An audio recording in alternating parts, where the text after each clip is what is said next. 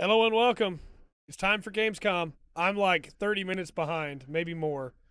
But we're gonna get started. I'm very excited for this. The pre-show's been pretty good. I didn't record the pre-show because I knew people would want to just get straight into Gamescom when watching the reaction. Pre-show's been pretty good. But we're 2.5 minutes in. Kyle's about to do a bit. I love Kyle Bossman. Well, let's go ahead and record this part, and let's go. I see them right now. Everybody's blowing up, demanding Kyle's 10 reasons to be excited for opening night live. I was hoping that's what this would be. I was hoping. Yep. For okay. Opening Night Live 2020. Feeling excited for next gen again. Sure. 9, yeah. Jeff Keighley wardrobe reveal. Sure. Number 8 reason to be excited for Opening Night Live 2020. Destiny trailers are usually pretty good. Yeah, that's true. It will mean this pre-show is finally over. Number 6, Call of Duty Black Ops Cold War. Number 5 reason to be excited for ONL 2020. Shadow drops. Number 4, Fall Guys Season 2. Number 3 reason to be excited for ONL 2020. Actual gameplay from a mysterious PlayStation 5 exclusive. Ooh. Okay. Number 2, everything else in my life sucks yeah, right no, now. that's, yeah, and all right. Number 1 Sure. reason to be excited for Opening Night Live 2020. Jeff Keighley said it's gonna be good. Yep, there we go. We have one final world premiere trailer to show off, and this trailer is an announcement of a Switch version of a popular game from 2018 that can only be described as Dinosaursy. Enjoy. Okay. No Man's Sky coming to Switch, maybe? Oh, no, okay. Things are going to turn out differently, huh? All right. Well, the ones before you did too. Because they believed that they were in control. So, And they also... Jeff Keighley made sure to tell everybody, hey, here's the thing. expectations low, expectations like middle ground, because this show is going to be more updates on stuff we already knew about than it is new stuff, but there is some new stuff to show. So, You see, life can be tenacious and stubborn. my question is how well it runs on Switch. I remember it having some problems on PC at launch, but it could be stable now. I don't know.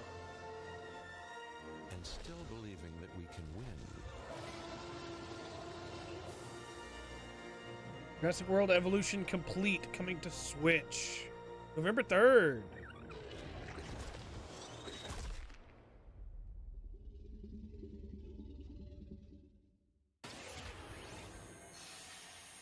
That's it. That's all we have for you in this Here very we go. show. Gamescom Please time. be 2 excited hours. for the Buckle up, actual everybody. Opening Night Live, I'm gonna in move which the you'll green see screen some on accident a Destiny lot. 2, You'll see Fall Guys Season 2. You'll Here see we go. Black Ops Cold War. That mysterious PlayStation Thank you, 5 Kyle demo. Bossman.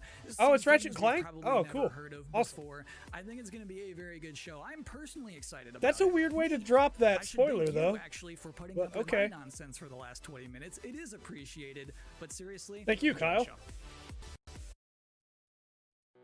Gamescom time. Here we go. So what's the plan?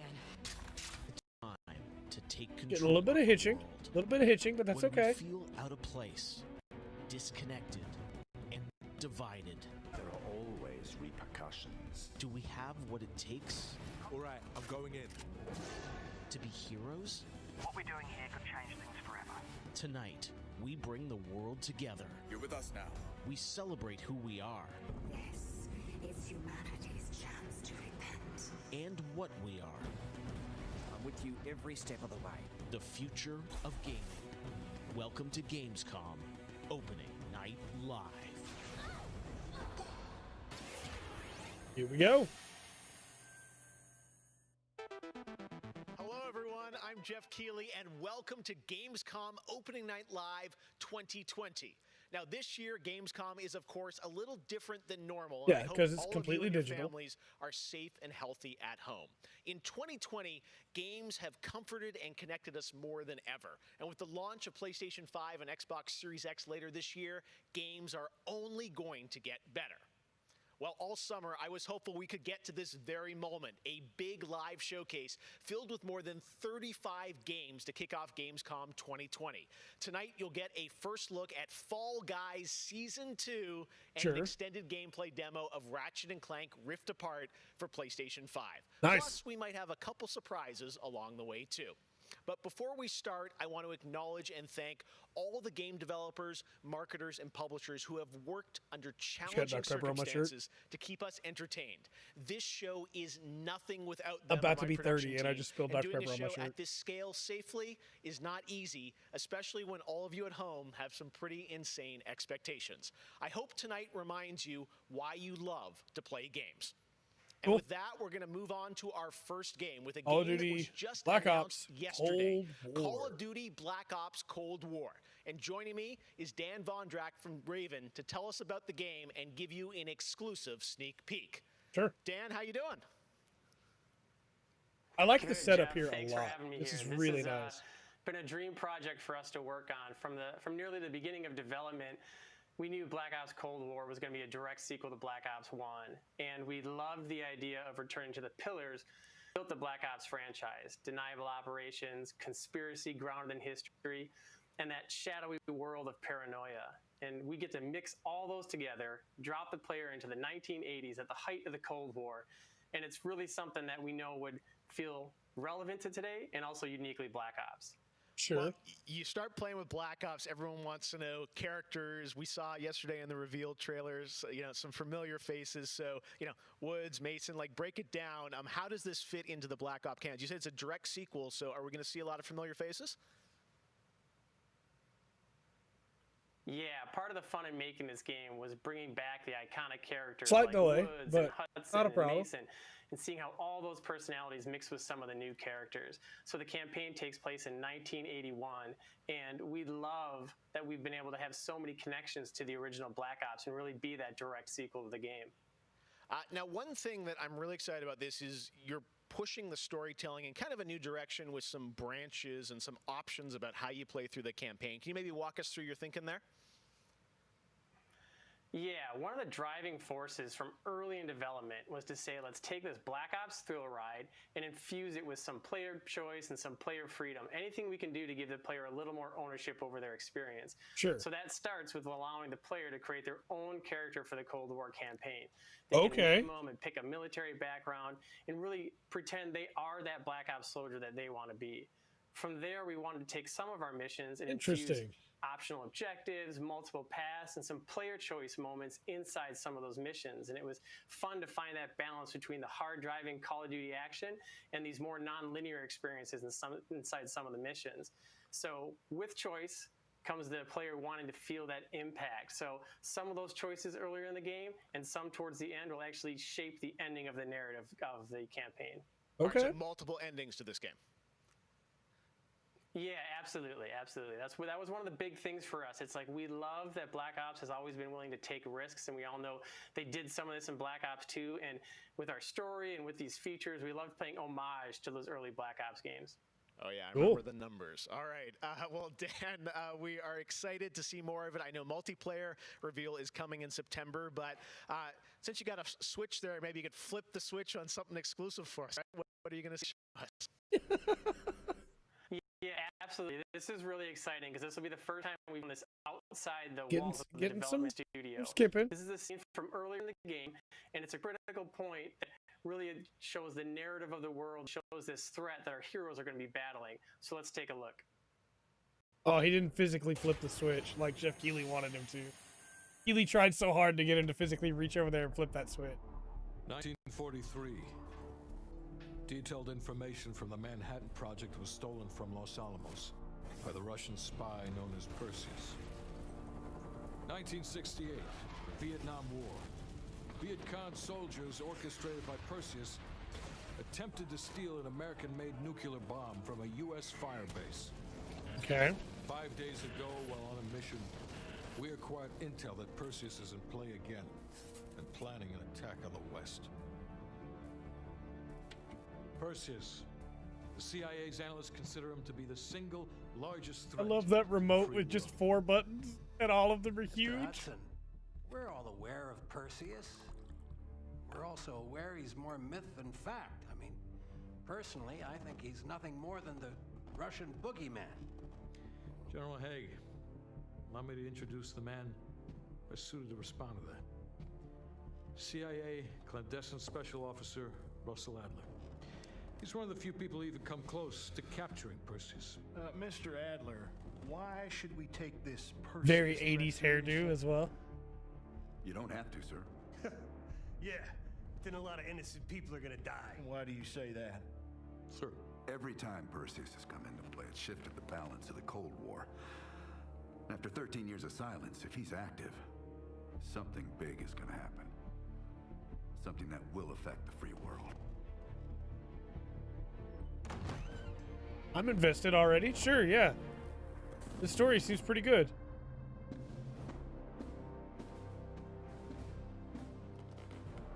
Mr. President. Sir. Mr. President.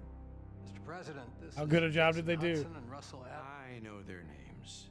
Who do you think? Oh, they did a dang good job. Look at that. That's a Nixon right there. Is the threat real? Yes, sir, we believe it is. Can you stop Perseus? We can, sir. I've already submitted the requisition for my team. Sir, their requests are highly irregular, most likely illegal. If the press gets a What the hell are you talking about? You know who we are? Every mission we go on is illegal. Sergeant Woods, plausible deniability is the backbone of our work. Al, we're talking about preventing an attack on the free men and women of the world. Give Mr. Adler whatever It's he wants. crazy how good a Gentlemen, job they did. You've been given an important task. Protecting our very way of life from a great evil. There is no higher duty. There is no higher honor. And while few people will know of your struggles, rest assured, the entire free world will benefit. I know you won't fail us.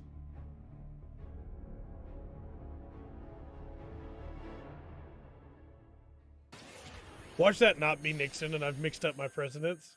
Regardless, they did a great job. Tonight we have some new game announcements for you guys as well, including this one, a new next-gen narrative action-adventure game from Reflector Entertainment in Montreal. It's called Unknown 9. The game tells the story of Haruna, a woman raised on the streets of India and haunted by visions of her own death. Haruna struggles to understand her mysterious innate abilities to manipulate the unseen. Check out this first look.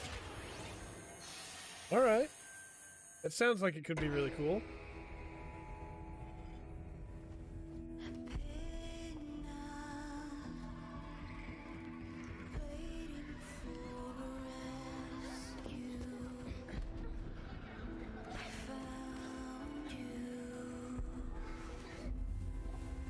Okay.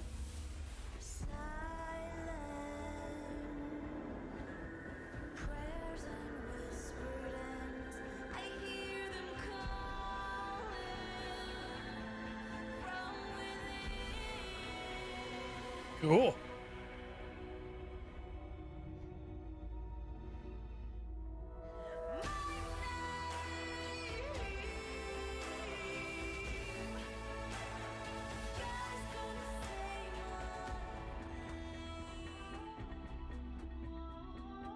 Sure, I'll give that a shot.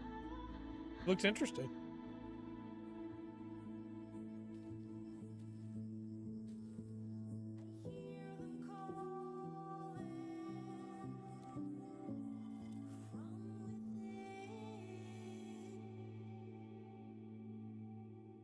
There was a flash of something there for a second. I couldn't make it out in time, and I don't want to get super far behind, but I'll have to go back and check it out later. Explore Story World.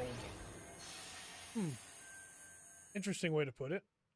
All right, let's get to the gameplay. Okay, Doom Eternal Part 1 One of this year's biggest DLC games has been Doom Eternal. Tonight we've got an exclusive first look at the campaign expansion called The Ancient Gods Part 1. Check this out. See it. See it. Give me some new weapons.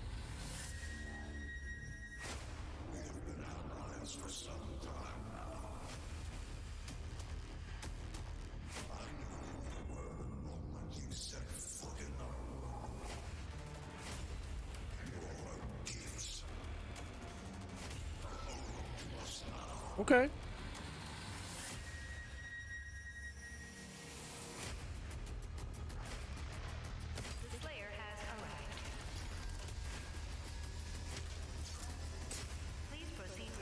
Marauder's still a thing, looks like.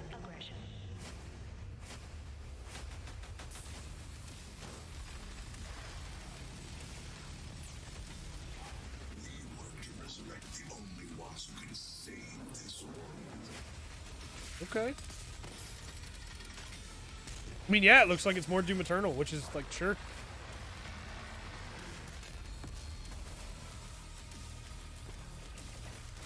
Interesting. Okay. An enemy that can body hop?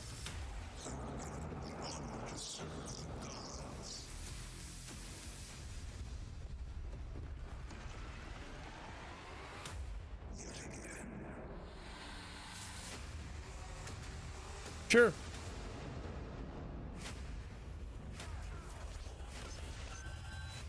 Yeah, see, I just don't like fighting Marauders at all. That doesn't make me go, oh yeah, 2 Marauders at once. That makes me go, oh no, 2 Marauders at once. 2020 marks the 25th anniversary of a legendary game studio, BioWare. Tonight, Casey Hudson and the team wanted to give everyone around the world a little taste BioWare of what's next. Casey, over company to you. that has been known to make some great stuff in the last handful of years. 6 years ago, we were on the stage with you at the 2014 Game Awards, accepting the Game of the Year for Dragon Age Inquisition. And since then, we've been imagining new ways to use next generation game I enjoyed a lot. I think Inquisition had a lot of problems, but was good. We're still in early production, but we thought it was time to give you the very first look at how BioWare's passionate team of developers are crafting this very special game. And then, you know, Mass Effect Andromeda happened. And then Anthem happened.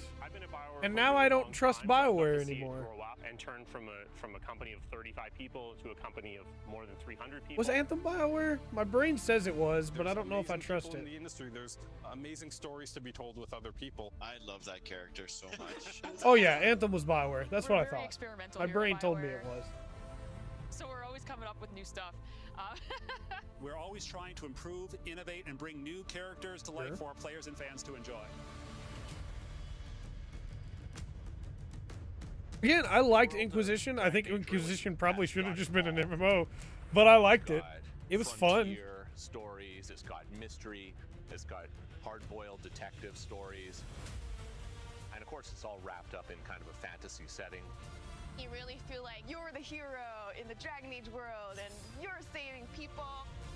But I've been the hero in the Dragon Age world multiple times. To play in. I am really excited about the future of Dragon Age.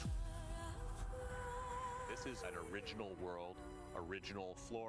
I find it really weird when they put this out and they're like, yeah, check out, we got new Dragon Age coming. And it's like, yeah, you also still have Anthem falling apart on people. And you're not going to do anything about it, are you? To see new things, new places, and interact with people who lived and grew up in these spaces as well. For the game we're working on now, we want to tell a story. What happens when you don't have power? What happens when the people in charge aren't willing to address the issues? That was Dragon Age Origins. That was Dragon Age 2. Are going to be stories that focus on the people around you and the friends and family you make. Something that we'll be able to look forward to in Dragon Age is a really close relationship with game characters who really become real for you. We want characters to either be loved. It was Inquisition, right? The best examples of that is Solus. Half the community wants to kill him, half the people want to marry him, then another part want to do both. They call me the Dread Wolf. What will they call you when this is over? Sure. BioWare and EA has been one of the forerunners in using motion matching technology. And again, it feels weird for them to be like, yeah, we got these new ideas. It's like, but you did that with 2. You did that with Origins. You did that with Inquisition. I don't know. It's just, it feels weird. Wonderful collection of digital pixels is actually a living, breathing soul. No, it's okay. That's the good kind of rumble. I actually design bosses. I help with the creature design team as well. So I do That's a all the hype big job, threats by you the have to way. go up Designing against. bosses, that's cool. Nobody dies on my watch. For the Wardens! Choice is a big part of what Dragon Age is as a franchise. The decisions you make can affect change in the world. Yeah, which is why your decisions meant nothing at the end of Dragon Age 2, right? I'm sorry. I'm salty. I know I'm salty. I know I'm very salty. BioWare has not won me over the last couple years. I just love the possibilities that Dragon Age offers us, and I'm excited to explore a lot more of them. And it's frustrating because honestly, this that potential doesn't tell is me what anything gets about you the up in game. morning. It doesn't do It's anything for a me about the game. fantastic opportunity. It doesn't make me feel like they're going to actually provide this time, because they said this kind of stuff about the last games. They said this kind of stuff about Mass Effect 3. That doesn't do anything for me. Next up, it's time for The future of Dragon Age. Maybe I'm just too cynical, right? But, oh.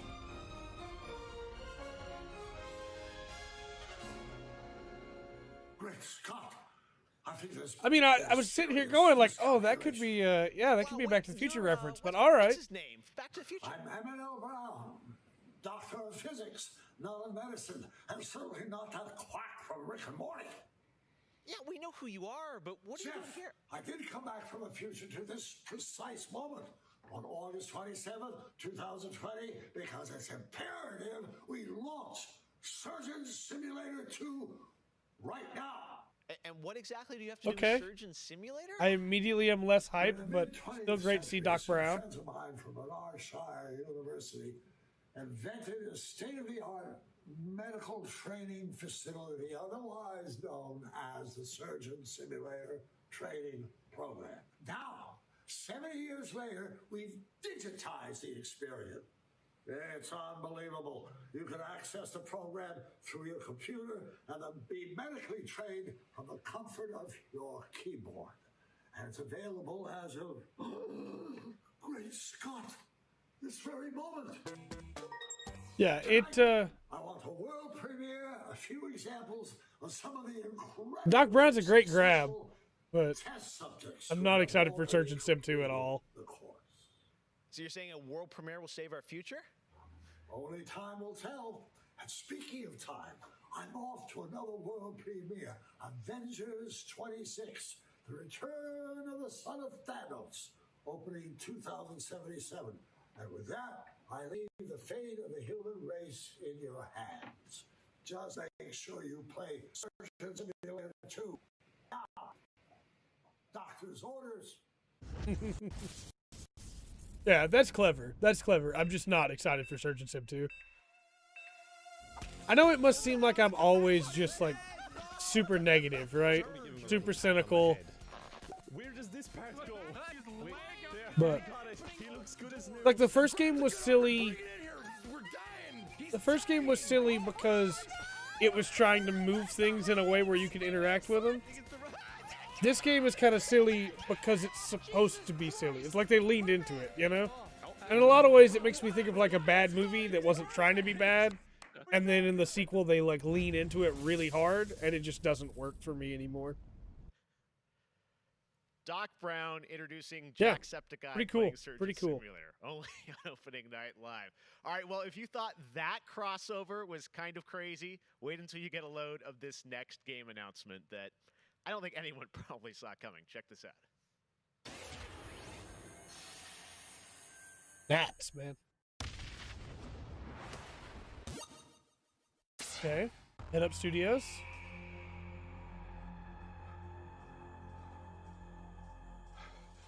That's very Walking Dead body like paint for the way the face looks. Could also be player unknown. Like Battlegrounds. But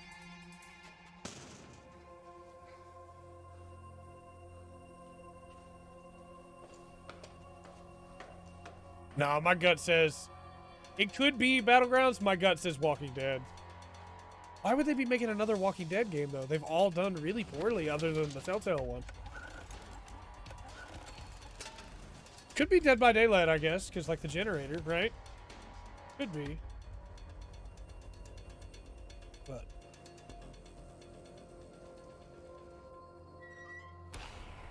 no, it's Walking Dead. Yeah, it's Walking Dead.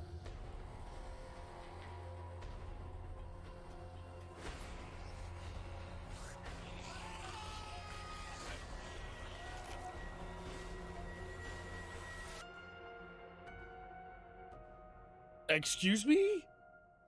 Bridge constructor, The Walking Dead?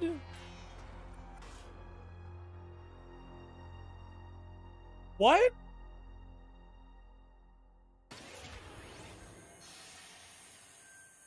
All right. Tonight is just the start of Gamescom Sure. 2020. Over the next 3 days, there are more streams from IGN and Webedia with in-depth looks at games, a digital cosplay contest, and some special new shows just for Gamescom. All right. Your portal for all things Gamescom this year is Gamescom Now, which you can check out at gamescom.global. I'm sorry, Jeff. Now, I'm one just game kind of you'll blown hear away more right about now. later You're on going to have to IGN's give me a post minute, show is man. this one, I don't know return what. of two classic Why? characters that I Why would they love. do that? I mean, sure, why not? People will probably play it. Maybe like could be good. It's just like, why? What is? Oh man, my brain is really struggling. My brain's really struggling right now. Sam and Max? No way. No way. This is Sam and Max. It's Sam and Max. It's Sam and Max. They're back. Even they could use some help. Here, slip on this little beauty for effect. Oh, it's VR. Sam and Max VR. Hello, miss. All right. Yeah, no. I am down for that.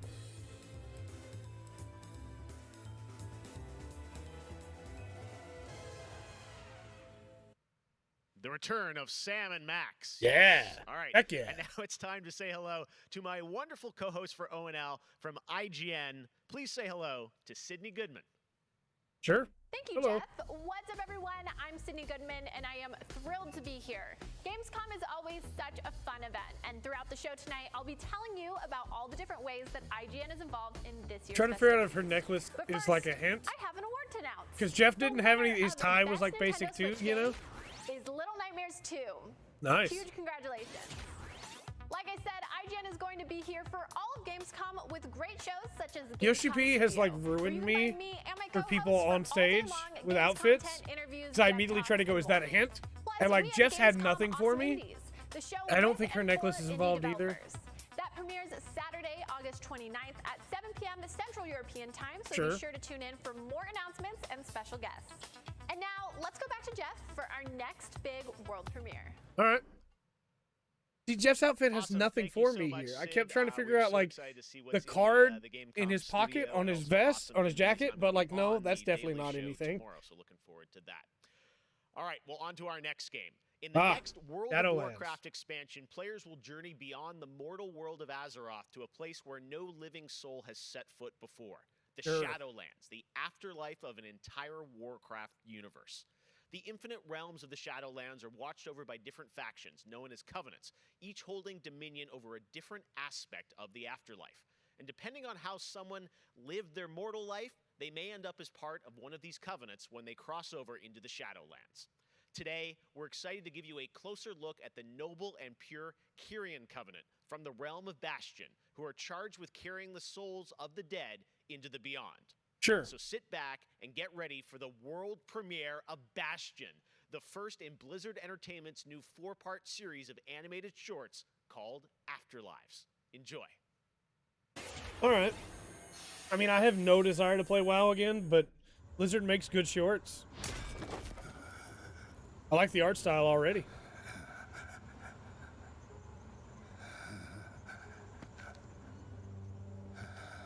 That guy looks a lot like Uther. That guy is Uther, isn't he? Yep, okay. Yep, that guy is Uther.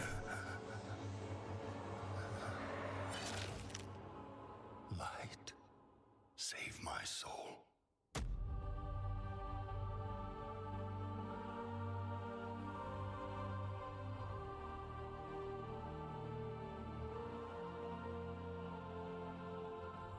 Uther.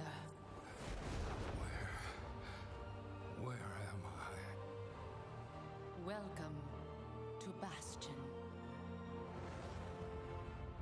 You led a truly selfless life, and for that, Yeah, that's true. you have been chosen. Chosen? To shed your mortal burdens and join the ranks of the Ascended. Okay. Serving to ferry the souls of the dead unto the Shadowlands. I serve the light, and my work is not done. There is an evil that must be... There is no evil here. The darkness was sealed within the maw long ago. You're wrong. He destroyed my home, murdered my people and my king. He must be punished. You are an aspirant now. You must accept your new purpose and purge. I'd watch entire movies about Uther for sure. Uther's great. What I desire is justice. Devos, why are you training this soul? It is beneath your station as a paragon. He cannot let go. He continues to demand retribution for his death. And this concerns you? Many souls take eons to ascend. Yes, but this one seems broken, Thenios. Unlike any soul I have seen. I have begun to wonder whether he was deemed worthy of Bastion. By mistake. Be careful, Devos. I would not let the Archon hear such a thought. In time, he will forget. Trust our ways. Trust the path.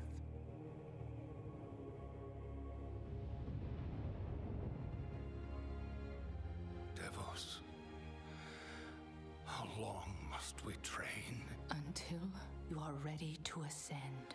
And what is keeping me from ascension? Nothing but the memory of your mortal life. How can I forget when I can still feel his blade? Your soul is wounded? Who did this to you? He was my student.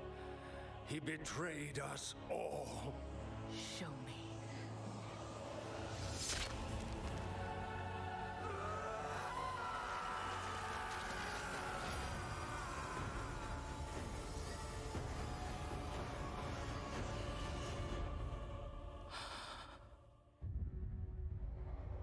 The runes on his blade were unmistakable. This dark agent runs free on a mortal world with the power of the Maw itself in hand. Our realm is imperiled. Impossible. The Maw is inescapable. You must return. I know I'm not talking much. I'm sorry. This is really good. His life, we never would have known of this calamity. The path is flawed. Enough!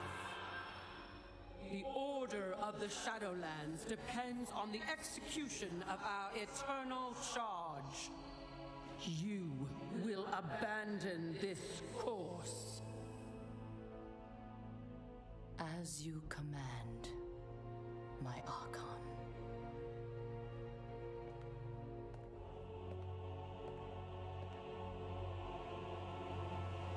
Uther!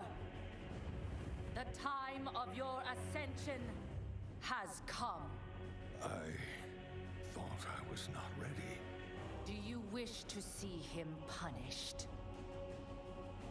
I do. Then prepare yourself.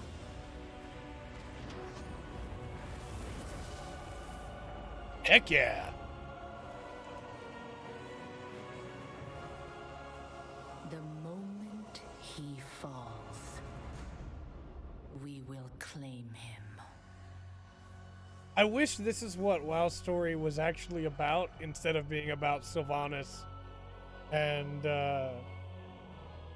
everything going on with her. Because, like, I see. Only darkness. Arthas and Uther and their story is so good.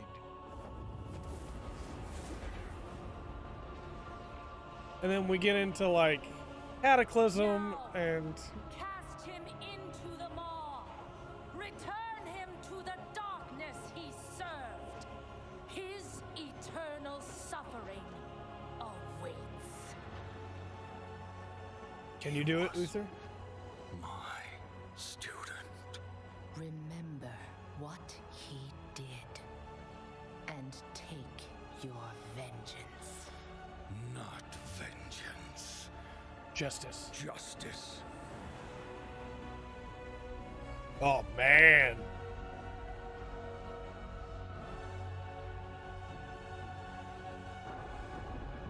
Yeah, I wish this is what WoW was actually about, instead of about characters constantly forgetting their own character motivations and doing things that make no sense for them. Or suddenly being way stronger than they were before for no reason. Because that stuff's great. The stuff with Uther is incredible. Hope you guys enjoyed that exclusive look at Bastion. Now, we know many of you can't wait to experience Shadowlands, and our friends at Blizzard want you to know the wait is almost over. So this will be an actual Shadowlands trailer? 10/27.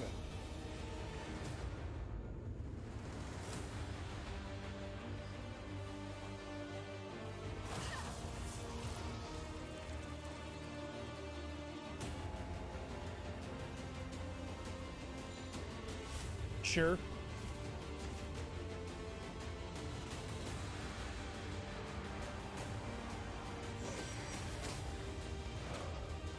It also doesn't help that I don't like playing WoW.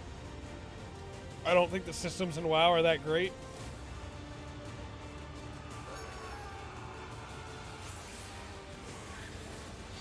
I'm sure if I just really dedicated time to it again, then I could figure it out and feel better about it. But I played it for a long time.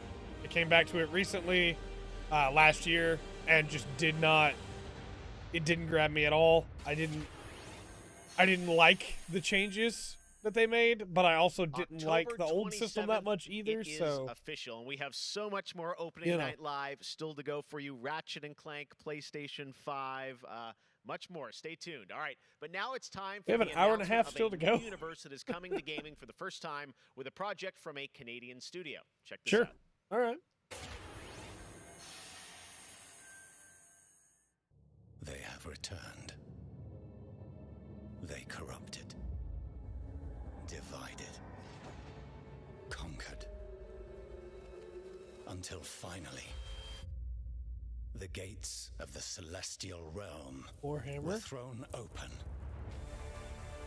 Our last remaining hope, the Stormcast Eternals, vengeance made manifest. There are always so many Warhammer games, and only like a handful of them are good, which is sad. This could be one of them, though.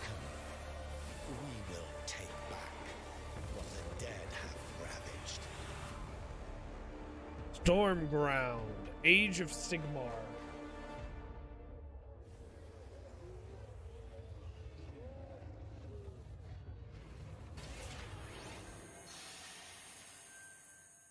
Sure.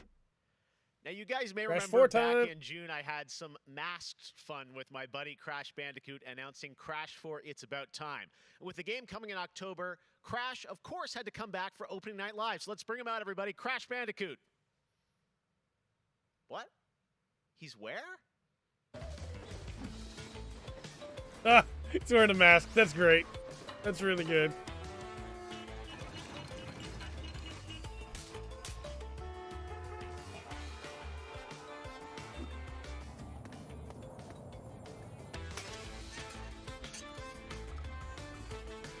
Yeah, of course. He went to Cologne, right? For Gamescom.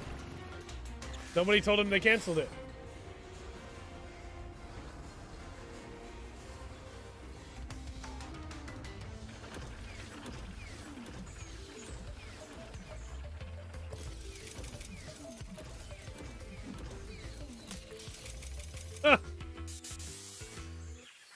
Poor Crash apparently didn't get the memo about Gamescom. But to tell us more about what we just saw, I'm joined by Lou Studdert from Toys for Bob. Lou, what did we see there with Crash and the Gamescom bot? Apparently you saw him wandering around Cologne, but what he was hinting at was kind of our reveal of what we call flashback tapes, which are a brand new style of level that we are announcing here today. Okay, so how do these flashback levels kind of play into the overall Crash 4 narrative? Yeah, so the way that the flashback tape levels work is that they are kind of a peek back in time to the 90s when Neocortex was actually testing on Crash and Coco before the events of Crash Bandicoot 1. And they're kind of these devious puzzle rooms that we've made, and they're really hard, and they're really awesome, and they're All right. super creative, and we can't wait to get people's hands on them. Yeah, no, I got to play a demo of this a few weeks ago, and that was a challenge. So I can't imagine how nefarious these are. How are they going to be sort of integrated into the game? Are they optional, like offshoot stuff, or how do you get to them? Sure. So players actually have to collect the flashback tapes Makes in sense. the levels themselves. They're an object that they can pick up, and to actually pick them up, they have to reach them in the level without dying. It's kind of our homage to the death routes Yeah. from the original trilogy. So Sure, players okay. have to reach these objects in the level, pick them up, and then once they get them, they'll get access to these unique levels. So beyond the pure challenge, what other fun? How are these fun for players to kind of experience, and what do they get to do in them? Sure. So one of the things that we did was we actually used these as, like I said, puzzle rooms, really kind of fun, nefarious, devious ways for Crash to really express that pure platforming kind of aspect of gameplay that we know and love about the franchise. Sure, But yeah. then narratively for us, it was really cool to layer in kind of a unique perspective to the franchise. This is the moment when Cortex is really excited about the prospect of Crash being on his team, because Yeah. Crash was originally created by Cortex, and so this is a weird point in time that's never really been explored in the games before. Cool. Okay. Awesome. All right. Well, Crash 4, It's About Time looks phenomenal, Lou. We cannot wait to check it out in October. Thanks for joining us. Yeah, thanks for having me. Awesome. All right. Well, we will be right back after this for more Gamescom Opening Night Live. Sure. This is I have become terror. The unseen predator. I don't know what this is. That obliterates without warning.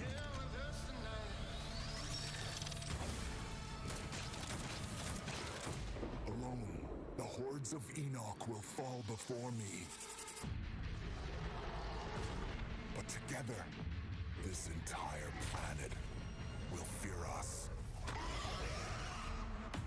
The anomaly alters us, each in our own ways, yet we are drawn down the same road. Oh, this is Remnant from the Ashes, right?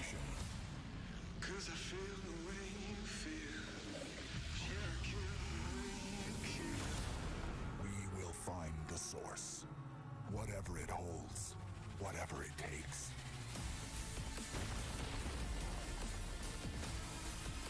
Yeah, this is Remnant for sure.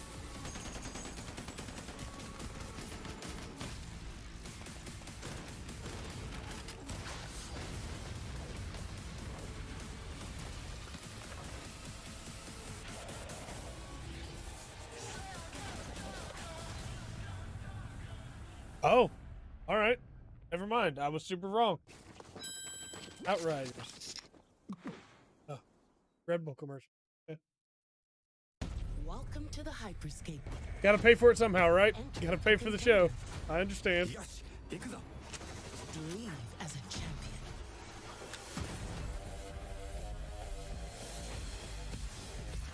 I think this might be the first time that I'm actually seeing Hyperscape footage, because I've never seen anything about this game.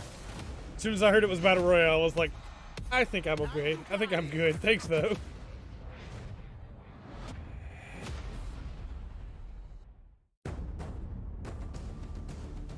Is this actually a trailer for the Captain Tsubasa game? I hope it plays better than it looked originally. Originally, it looked really rough, but I hope that it's really good now. I hope. I want it to be for fans of Captain Tsubasa who haven't got a game in like forever.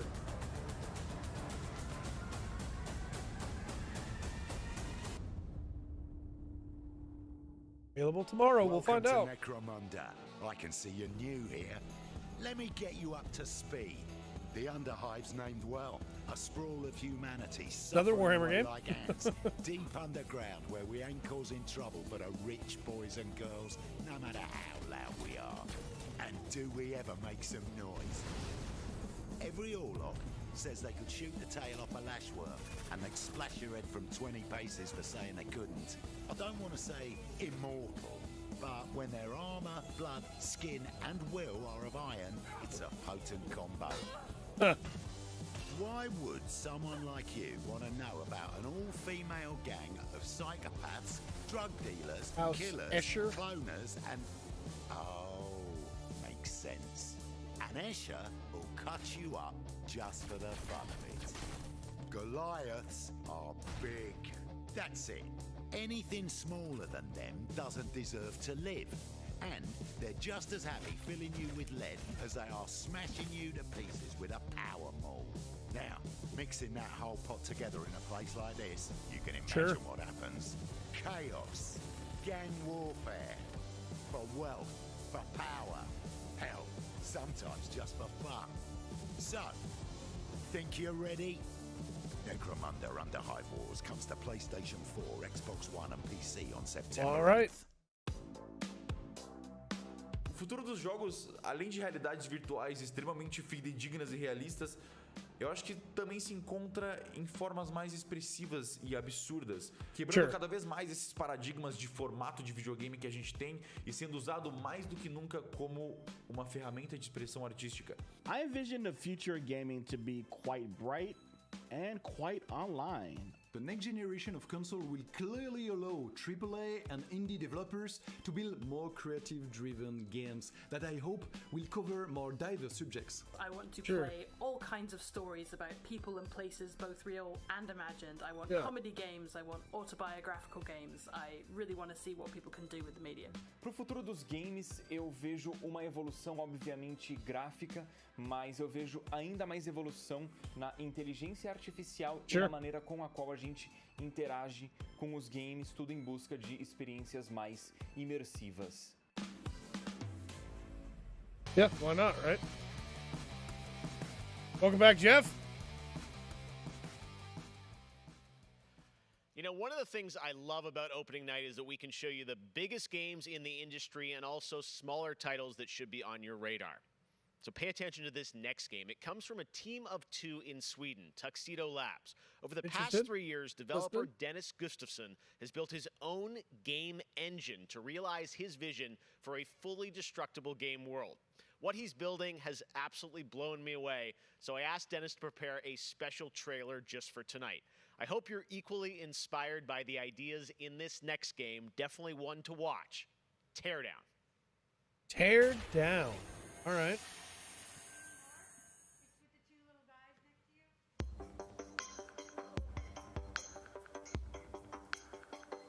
Interesting graphical style.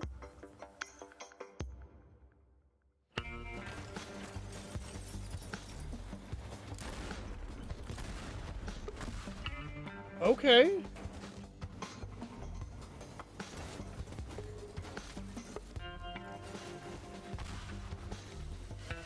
All right. Yeah, you got me. I'm in. I'm in.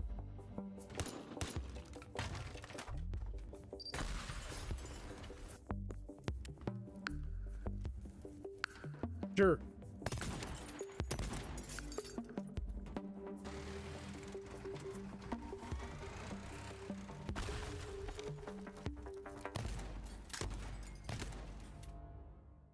Bandit's Ice game? Heck yeah. Pour it onto the rope. Cross through the window.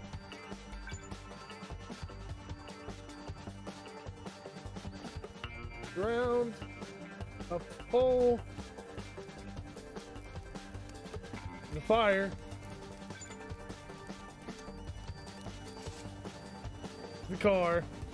Trying to make the getaway. Went into the building. Okay, wrecked the car. That's fine. You got a boat. You're good.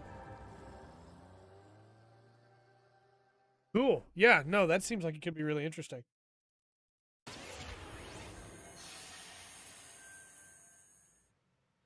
Last year at Opening Night Live, we announced Little Nightmares 2 to the world. Well, the team at Tarsier Studios Show me some more about it. Since. Show me some more about it. Come on. Changes right now. Yeah. Here is a first look at the gameplay of Little Nightmares 2, which is coming I got next excited and February, moved the entire green screen. more to I got to come be more throughout the week reserved. at Gamescom, including a live demo on Gamescom Studio tomorrow. Cool.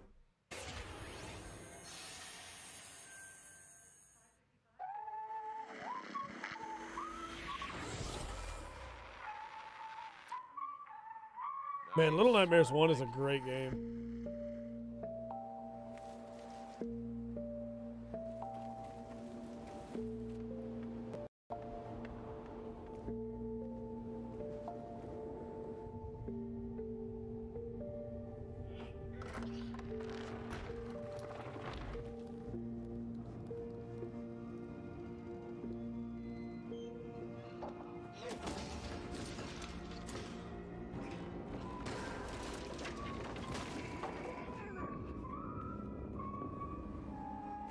Yeah, it looks really good already.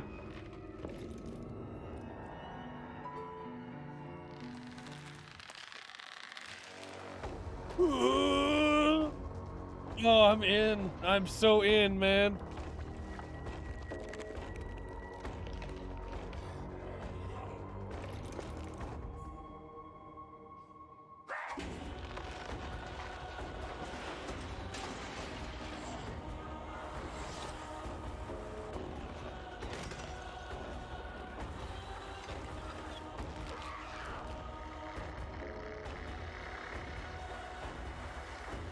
Oh boy. Not the tall man. Oh no.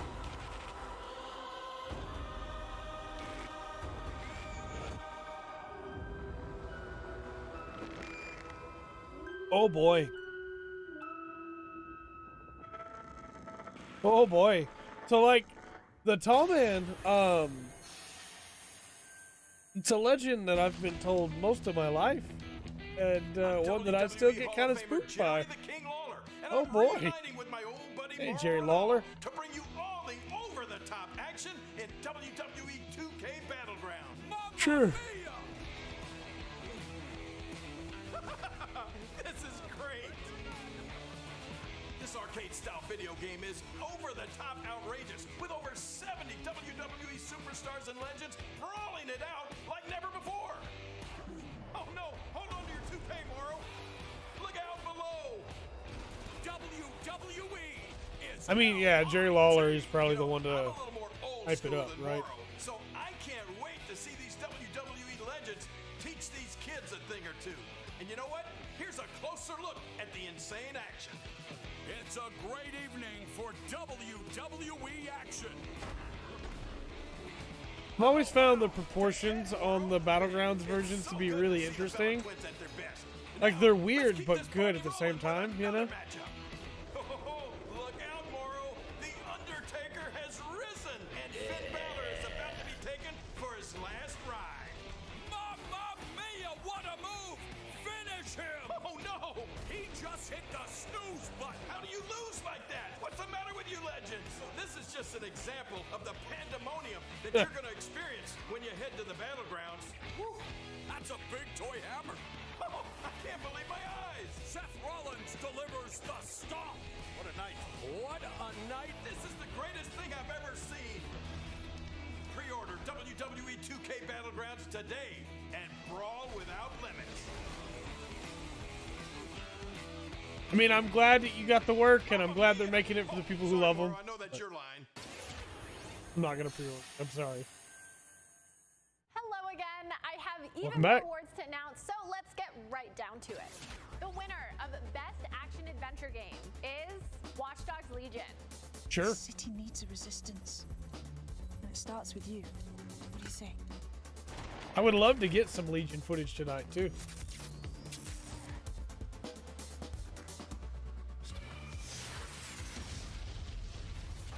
The perfect shot. The winner of Best Action Game is Star Wars Squadrons. Sure. Still very excited for that. This is gonna be close.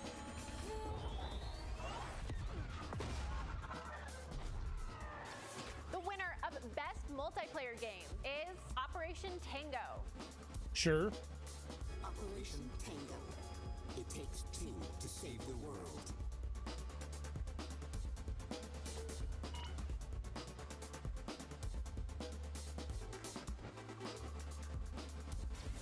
I used to be an explorer. The winner of Best Indie Game is Curious Expedition 2. Sure. Did not believe what I had witnessed. It was time for the world to learn my name. Congratulations to all the winners. As I mentioned, IGN will be here for all of Gamescom with great shows and new ways for you to get all your gaming news. Check it out. Gamescom 2020 is the heart of gaming, and you can keep to the beat right here on IGN. We've turned the single biggest show in gaming into 5 Gamescom Now is your virtual show floor with up-to-the-second live coverage. Gamescom Daily Show, Gamescom's first ever late-night talk show, our Gamescom Awesome Indie Show, the freshest deep cuts in indie gaming, and finally, the Gamescom Best of Show, including the Gamescom Award. Gamescom 2020 is available on IGN and wherever you stream Gamescom Now. And now it is time to talk about that best action game winner, Star Wars Squadrons. Yeah, it feels a little weird to do all the awards before we've even seen some of the games, right? Delivers the ultimate Star Wars I mean, we knew about this one already, but it just feels in Squadrons, backwards. you'll suit up and fly for both the New Republic and the Galactic Empire across intense 5v5 multiplayer battles, as well as an all-new, authentic single-player story set after the events of Star Wars Episode 6, Return of the Jedi. Yeah. Today, we'll get a glimpse at what Squadron's story has to offer by taking a brief look at one of the single-player missions featuring some light narration by the Motive team. Let's check it out. Some raw gameplay would be great. Light or dark, freedom or destruction.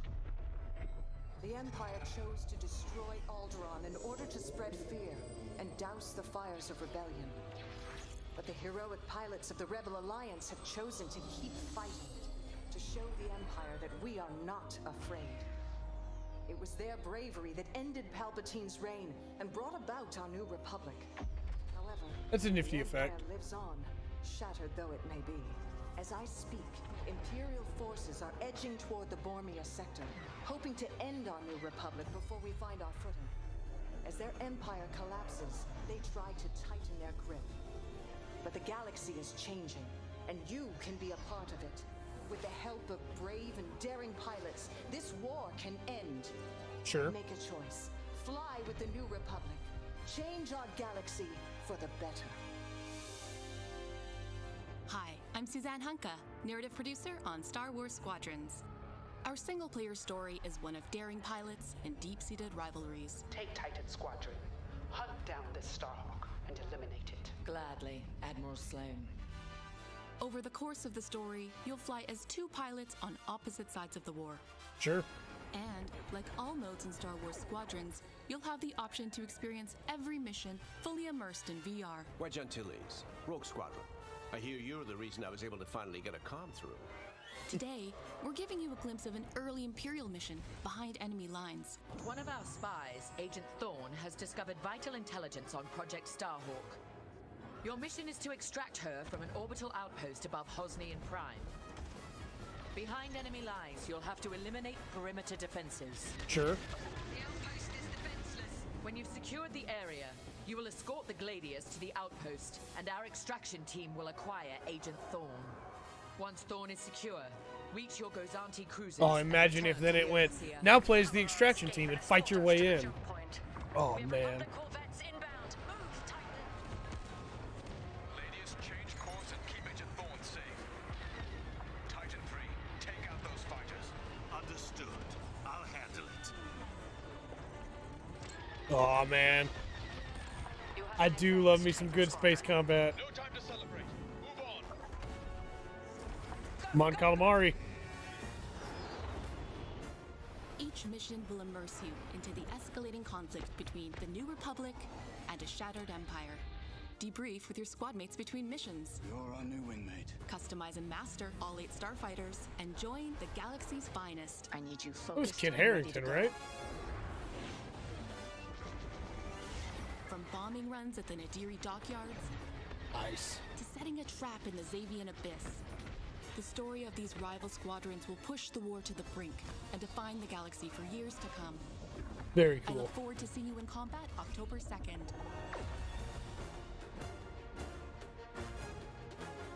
Heck yeah. Still very excited for that game. Anytime I can see more gameplay too, I'm happier to see it. That is not all EA has to share from a galaxy far, far away today. At Star Wars Galaxy Edge, you can enter the world of Batuu, where you can visit Oga's Cantina or jump into the Millennium Falcon on a run to Smuggler's Cove. It was this incredible adventure at Disneyland Resort and Walt Disney World Resort that inspired the Sims latest game pack. Check this out. Mother will be ecstatic. Tell her tomorrow and she will lose her mind.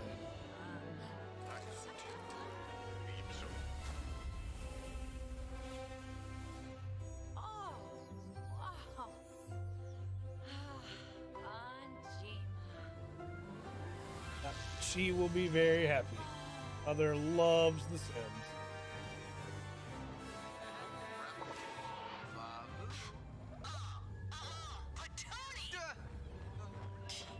Ah, they arrested him.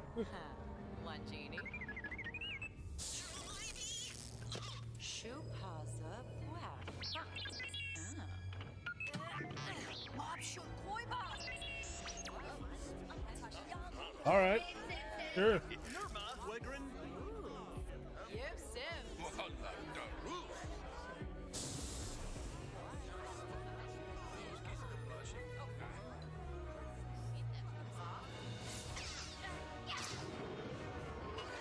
It looks like they put a lot of work into it, honestly.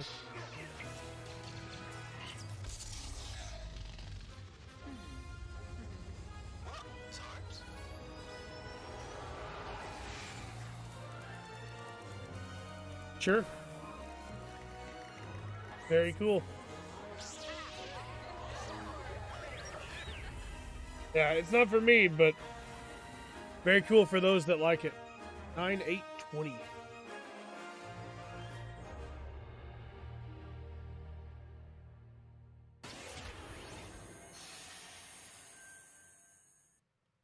There is even more Star Wars to come later in the show. Lego Star Wars, the Skywalker Saga is up, and as we move into our second hour, we've got Fall Guys Season 2 still to come, the reveal of that, which I can't wait for you guys to see.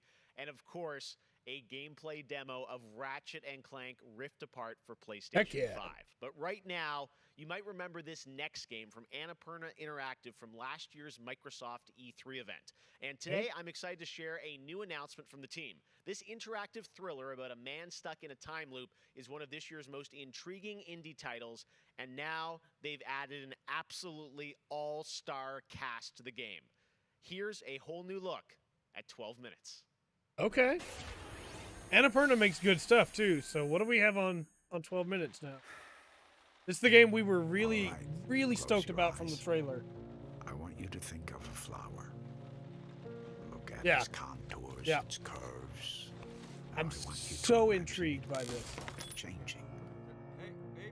Moving backward. Returning to its bud. Think of that bud.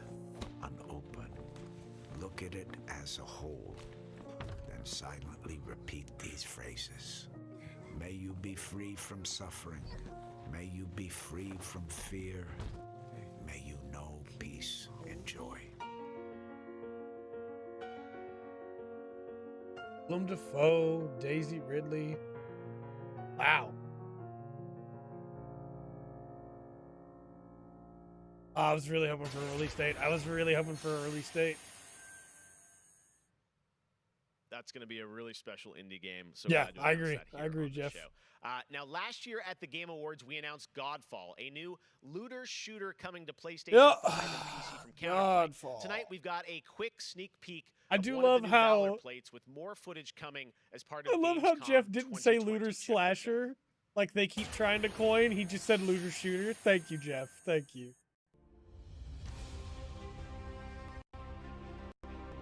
Yeah, I've been like very turned off by this game and the way that Randy Pitchford has talked about it. Where he makes it seem like it's the first game to ever be gear-based melee combat when so many games are that.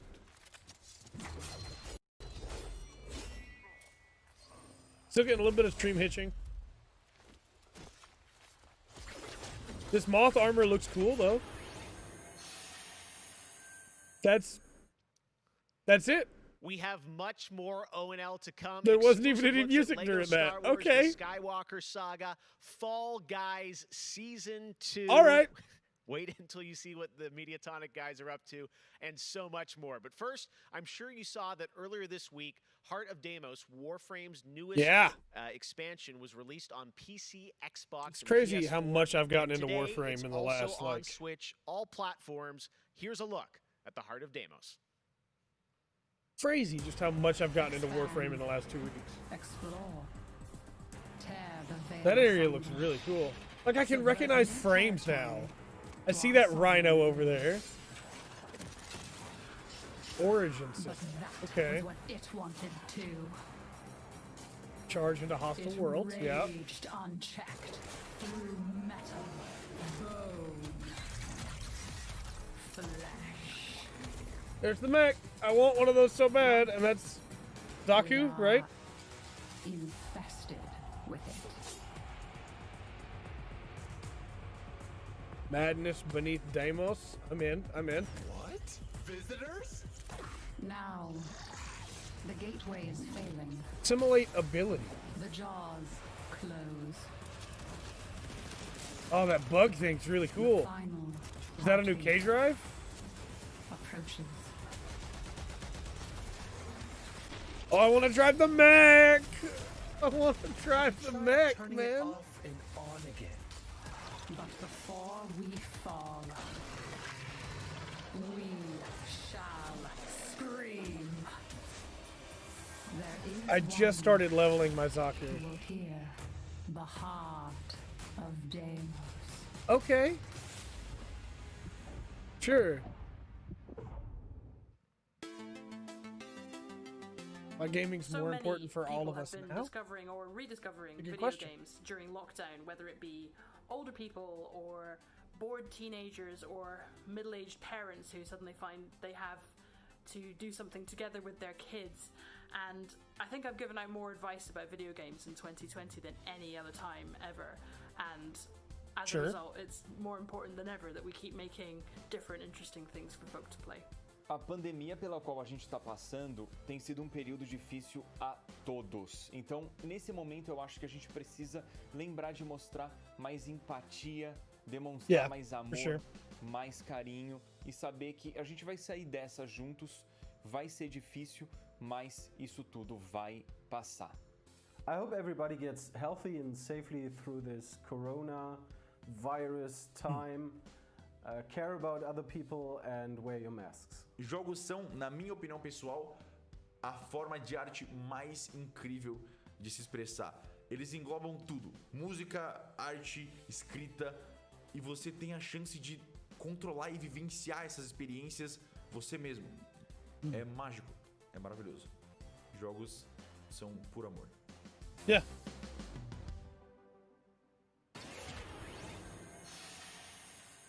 World premiere. From Modus, all right.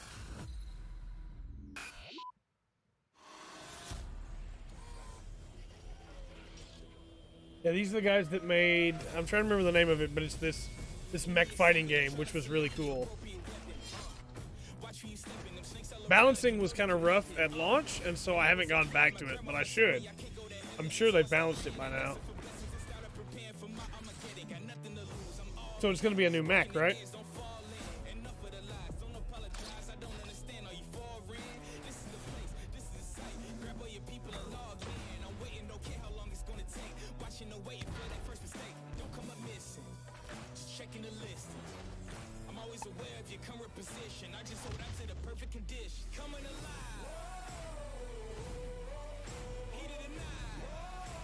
Aura.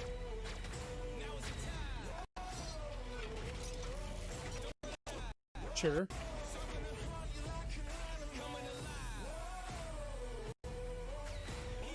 Mech League. Is it going to be like a full-on... Oh, it's just the sequel. Okay. Override Super Mech League 2. Alright. That seems really early.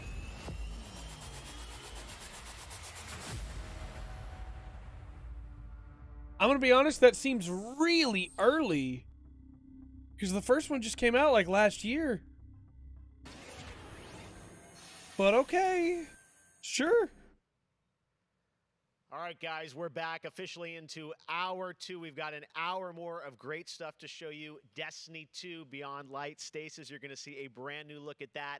Fall Guys Season 2 and Ratchet and Clank for PlayStation 5. Every 5 minutes you're going, hey, we got Ratchet and Clank coming. We got Fall Guys coming. Jeff, you got to stop. You got to stop. Every 10 minutes would be one thing, but you're doing it every 5, man. Definitive Edition launches. Every 5 minutes? Built from the ground up remake Come of the on, original Jeff. Mafia. Tonight, we've got the exclusive debut of the next trailer called A Life of Reward Too Big to Ignore, which deals with Tommy's induction into the Salieri crime family. Check this out. Sure.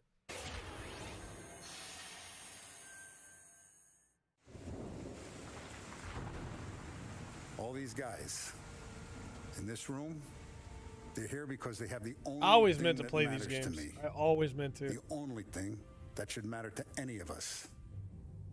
You know what that is, Tommy? They're loyal. That's right.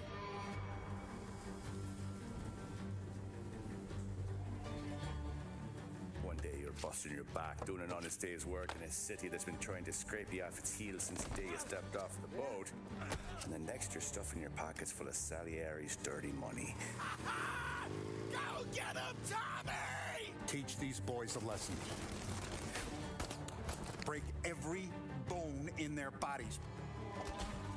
You want me to become one of those Wall Street boys? Don't sass me, Tommy. I'm trying to teach you the ropes, so you don't get strangled by them. Now you stay straight with me, you're gonna be living the high life, Tom. You abuse my trust. Don Salieri, you won't ever need to worry about me. Okay, then. Welcome to the family. Yeah. I've always wanted to play Mafia. People have told me over and over again, these games are great, they're really good, you would love them, they're very story-based. They're also Next, open we're going world. to introduce you to a but turn-based multiplayer they're really strategy FPS from a team in Montreal, Canada. Lemnis Gate is coming in early 2021 and has a unique mechanic built around a 25-second time loop. Check this out. Okay.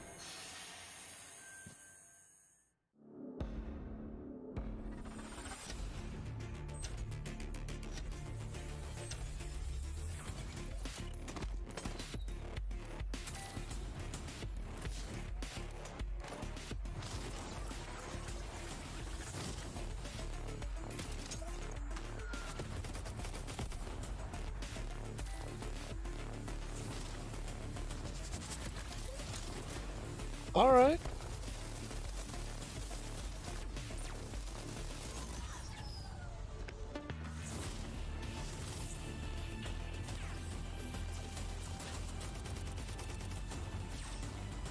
I wonder how they balance it so the person that goes second doesn't always just have the inherent advantage.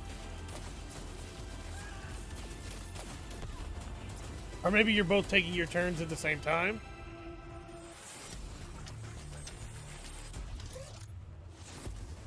Very interesting idea, though. Very interesting idea. Next spring, get ready to experience memorable moments and non-stop action from all 9 Star Wars films in LEGO Star Wars The Skywalker Saga. The A good excuse to entire finally series has been try these games. reimagined with new fun-filled LEGO humor, and now we've I got played your some of the other first LEGO look games, but at never the really the gameplay Star trailer. Wars ones. That's a good excuse for me to check out LEGO Star Wars. I want to learn the ways of the Force and become a Jedi like my father.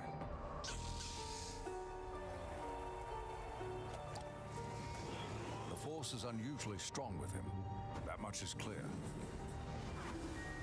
Twisted by the dark side, young Skywalker has become.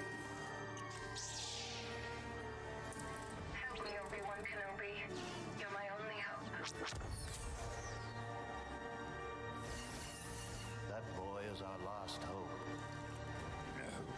No, there is another. I'm from the Resistance. Your sister Leia sent me. We need your help.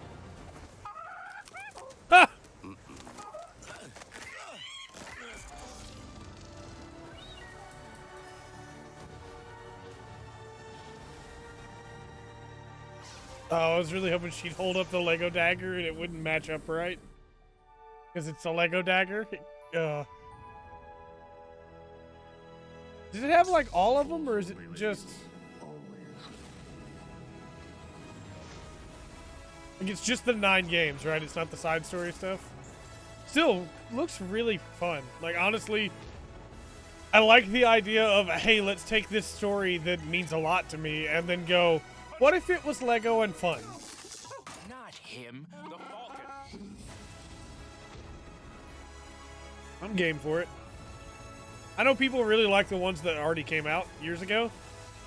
So it's just, again, a series that I never got into. Huh. am a Jedi, like my father before me. So be it, Jedi.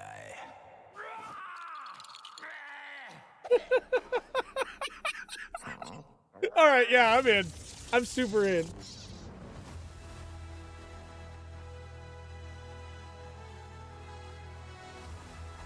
Yeah, I'm in. Spring 2021.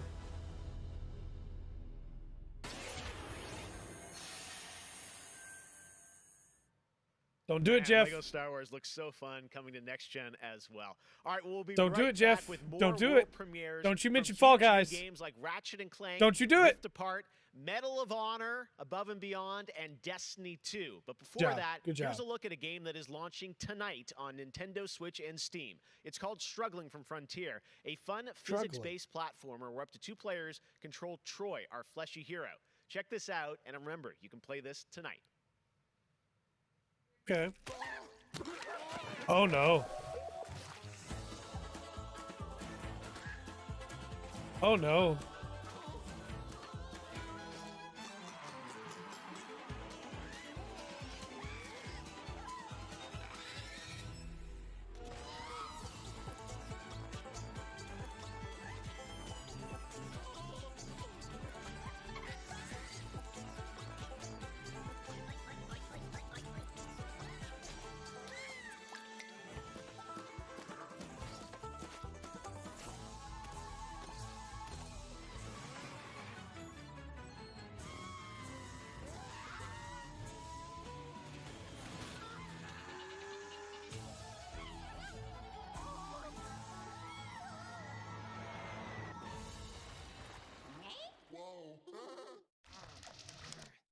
I think for a moment there my brain shut off. Wow. All right. Okay. Man. That was a thing. Yeah, okay, Age of Empires, right? Like my brain is restarting right now. You know when you restart your PC and it has the blue screen as it's like programs that are required to shut down for the computer to be able to restart? Like, it's where I'm at right now, and that struggling trailer is the thing that refuses to shut down.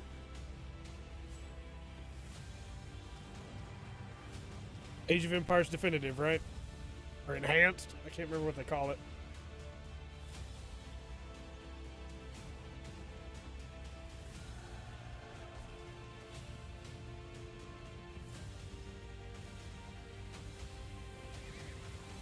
It just reminds me that I've been meaning to check out the Command & Conquer HD collection.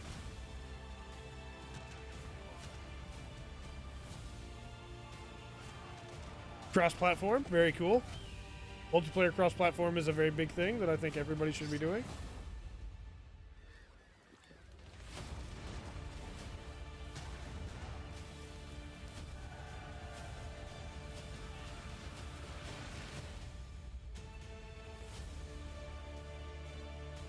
Age of Empires 3 Definitive.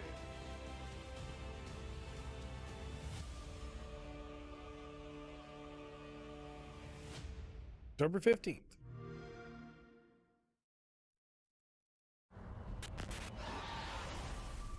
Where are we? We're near Little Hope. Did you hear that?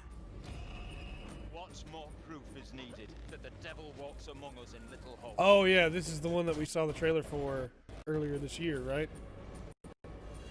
Blair Witch.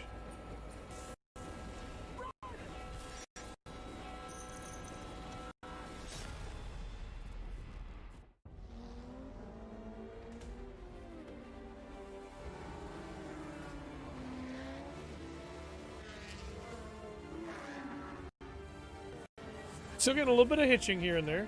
A little bit. Rise from Weekend Warrior. That's a YouTuber. The Racing Legends. That's probably not a YouTuber. It could be, though.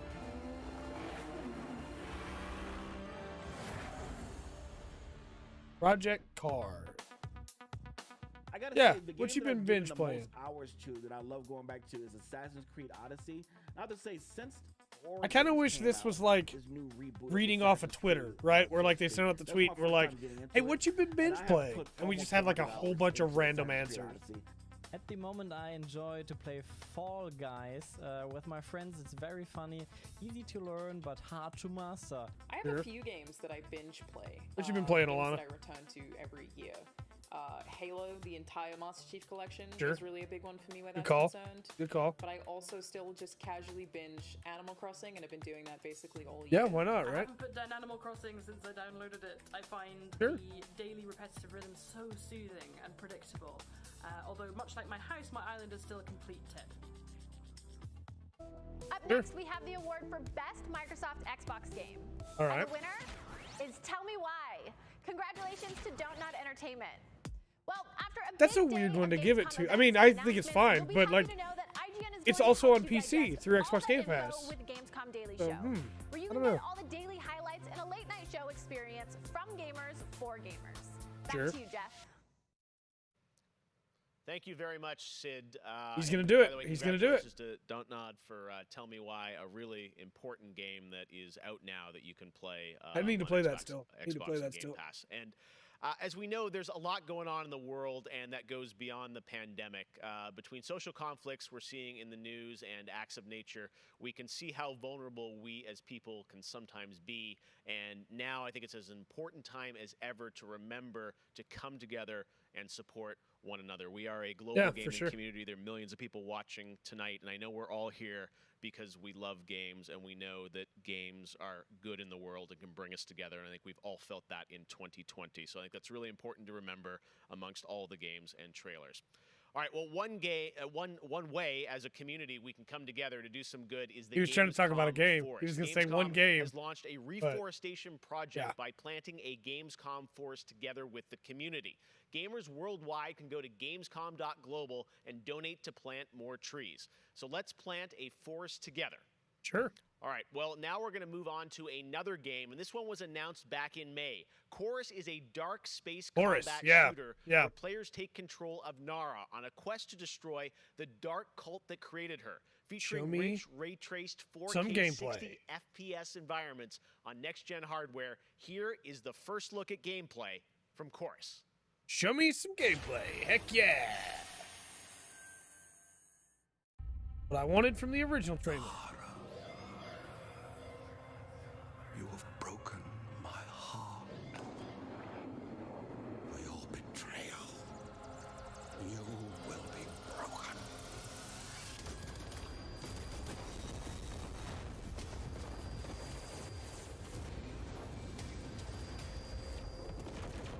Sure.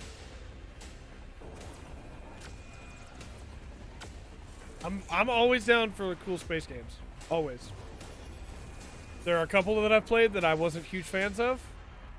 Everspace being one of them. But that's very much personal. Like, everybody feels differently on that game. And I'm down to try this one.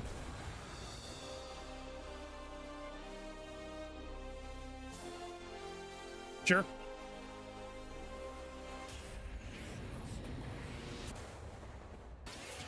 Jeff, I'm not trying to rush you, but you got like 30 minutes to show Fall Guys. How Here we many go. crowns have Here we you go. won? If one game has defined the summer of Jeff, I haven't won a 2020, single it crown absolutely yet. is Fall Guys. from I've Mediatime played a in lot of London Fall and Guys and Devolver. haven't won a This crown game yet, is but setting I like that game a lot. records It's and really putting a fun. much-needed smile Really on fun. everyone's face. Fall Guys, I think, represents our industry at its absolute best. Sure. Well, soon the Fall Guys experience will evolve with Season 2. There's a lot of new stuff coming, and tonight It really has Mediatonic kind of is just about to taken give you everything an by storm. exclusive sneak peek In a way that nothing at had what's really next. before, Get like ready, I Fortnite think the and before that internet Minecraft, I is guess. about to freak out. Here it is. PlayerUnknown's Fall Battlegrounds, I Guys suppose, but Season like 2. he just exploded. What you got for Fall Guys Season 2? I'm down for it.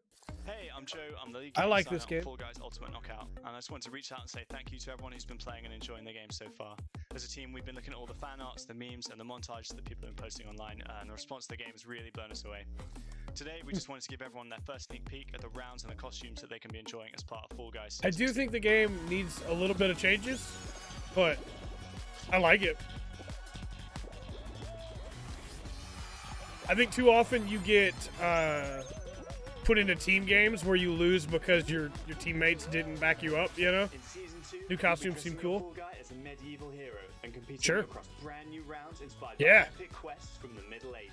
Traverse giant drawbridges, dodge swinging axes, and scale movable siege ramps in the quest for ultimate Down. game show glory.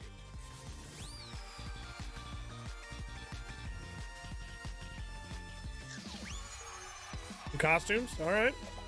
A knight, yeah. I really want that knight outfit. It looks really cool.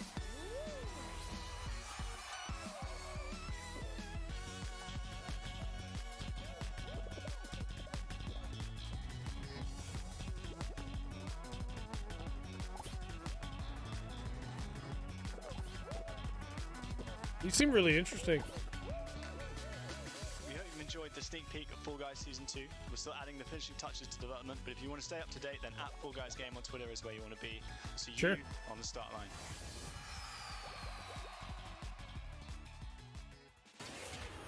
All right.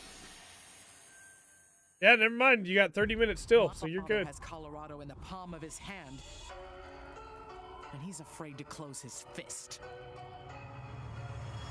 I am not.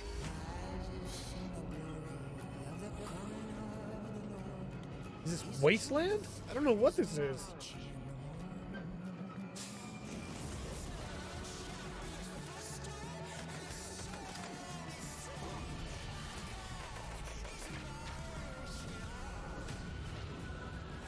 Liberty's got more brains and cunning than both her brothers put together. She's the only one who could actually run Colorado. She's already tried once. Vic's a depraved child, and Val's a brain without a spine. The years my father wasted grooming them for glory when I was right there.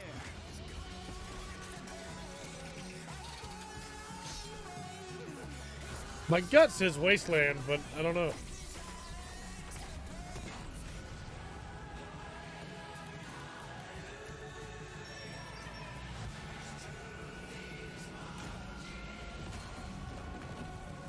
Go back to Arizona, Rangers, and I'll pretend none of this happened. Stay, and you die alone. Yeah, Wasteland 3. End has just begun. August 28th. Very cool. I really haven't found any new appreciation for gaming at this time, because my appreciation for gaming before couldn't be higher. Com certeza, jogos multiplayer preenchem completamente a conexão social que eu preciso ter com outras pessoas nesses tempos de isolamento. E é o mais próximo que a gente pode ter de experiências reais com pessoas que estão longe da gente. You get to travel all over the world in games, which is something I've always taken for granted. Yeah. At the moment I'm playing Ghost of Tsushima, and you know, I kind of prefer it to the real Japan just because I've heard that in real life they don't let you run around with katanas. I appreciate games a lot more than films, music, or whatever, and it's just fine. I like to be a part of the story, which you don't really get to with play with friends or the other mediums. With my family, to have a lot of fun. I've been mostly at home with small children, and gaming is the only thing that I get to do for myself anymore. I find it's not only an escape, it's also a way to challenge my brain. Gaming is becoming clearly more important for a lot of people. You know, play is a natural instinct, and from Animal Crossing to The Last of Us Part 2 or Ori. All right. Yes, it's definitely an incredible time now to be a gamer, yes. Yeah, and that's not to like downplay film or Hey, media or I'm Vince movies. Santella, head of Respawn Entertainment. Film and movies. Good When job, we set Trey. out to Like create Medal of Honor Above and Beyond, we knew we wanted to bring the series Medal of back Honor, to here its we go. roots. The Medal of Honor franchise is known for its powerful and exciting single-player stories that put the player in the boots of a soldier who was there. It's a series that is grounded in history, which tells emotionally authentic stories. Peter Hirschman, who directed the original Medal of Honor in 1999, is back at the helm of this project. You'll hear more from him in just a bit. All right. Peter and I actually worked together on Medal of Honor Allied Assault in 2002, and I'm really happy he's joined us at Respawn to craft a completely new experience in VR. The team is creating a riveting and emotional journey through World War II like you've never seen or played. Sure. It weaves in the personal stories of the veterans and survivors of the war. We with gotta powerful say that, interviews you know? that help set the stage for what players will experience. It's more than just a game. And we could not be more excited to show the world the next look at Medal of Honor Above and Beyond and the game's action-packed story. Let's take a look. Sure. I just think, like, to the previous discussion, I just think, like, Dead Space works better as a game than it does as a movie, you know? It could have been a movie, it could have been a book, but it works really solidly as a game because you play as Isaac. You will see combat. I know you're scared. Let me be clear with all of you. I'm scared too.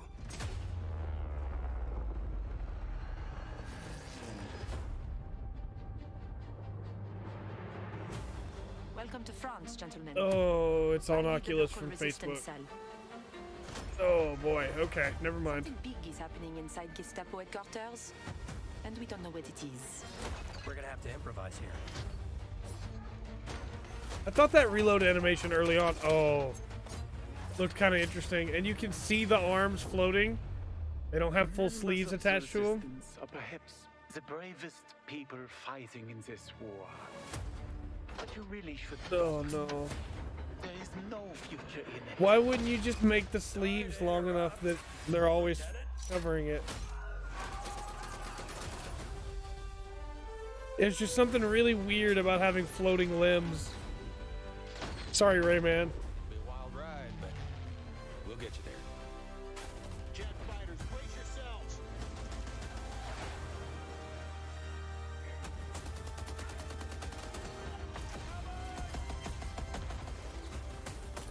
Like I said, boom.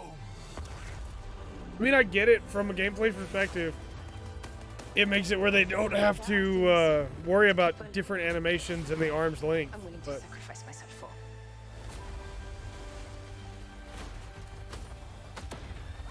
like, you're making the game, you know how far out the arm's gonna have to go for any animation. Somehow this motley crew has been tasked with saving civilization.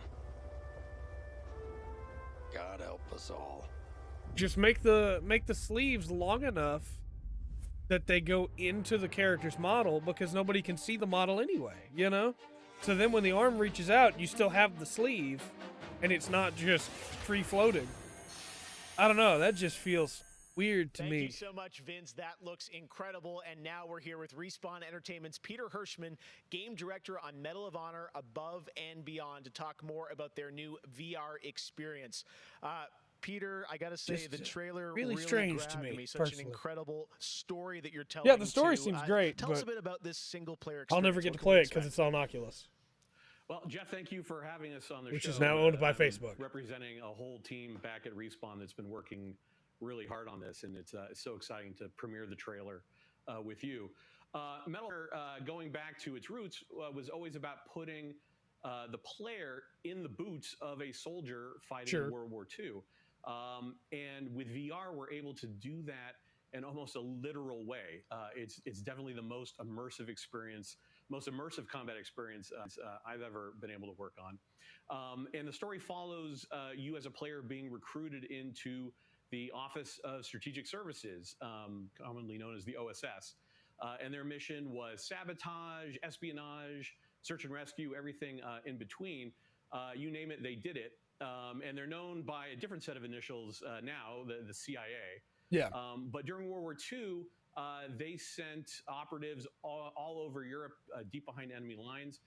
And that allows us to tell a story where you get to go to these places and locations and participate in events that really helped shape the outcome of the war. One of the things I love about the trailer is you can tell there's a lot of interactivity in the environment, emergent gameplay. You got the piano and other things in there. Tell us a bit about how you're using that to tell the story. It seems like it's all kind of through a first-person perspective, but there are some story sequences. How do you tell the story? Oh, well, we shot over 120 pages of narrative, which is Okay. more than some feature films. We had a huge international cast of phenomenal actors, and it was fantastic. And the story follows a classic three-act structure. Act one is working with the French resistance, getting ready for the invasion. Sure. Act two is D-Day itself and the fight to get to Berlin. And then the third act is dealing with the Nazi secret weapon program, which involved things like the 262 jet and the V2 rocket and things that could have really turned the tide of the war if we hadn't stopped them. Yeah. So you get to go on this journey, this story, and the story is shot all from your perspective because it's VR. Your head is the camera. We don't have cutscenes. We don't have edits. Everything revolves around your perspective. So you experience this story completely in first person as if you are there. So it creates a much more intimate and emotional connection with the characters and the things going on around you. It was an incredible way to shoot. One of our animators stood in for the player throughout the 3 weeks that we were on stage. And all the actors are always reacting and talking to you directly. And in VR, it's such a powerful thing. It's all about building that emotional connection, and it just makes the experience all the more authentic. Well, you and Vince, I know this series is really close to your heart, and I'm like, wow, there's We're so getting much some bad there to stuttering now. experience. It looks really rich and detailed, obviously authentic as well. Paying tribute to everyone that was involved in the war.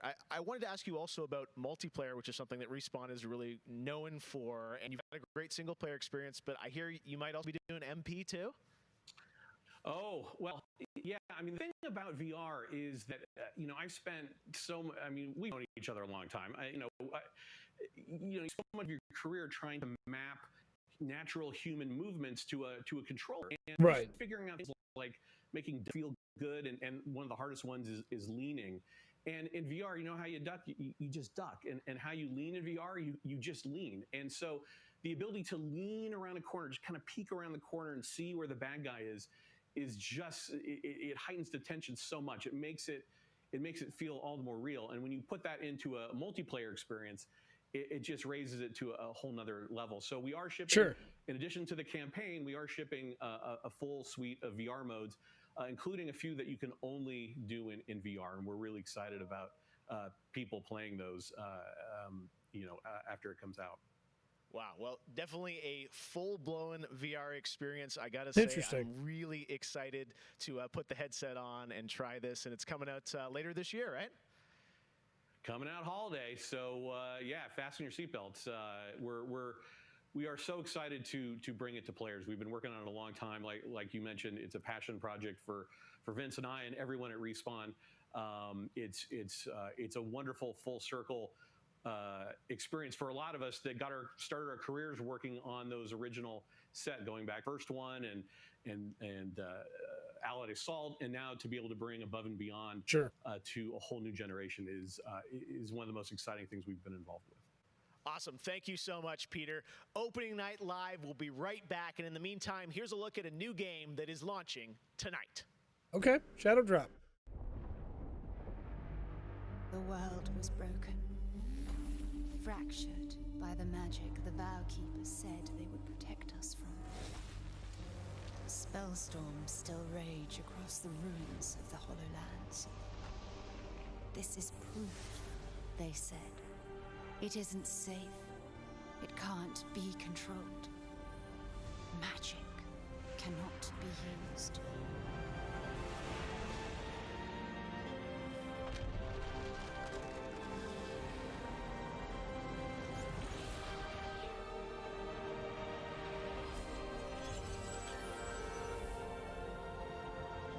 But I am a battle mage.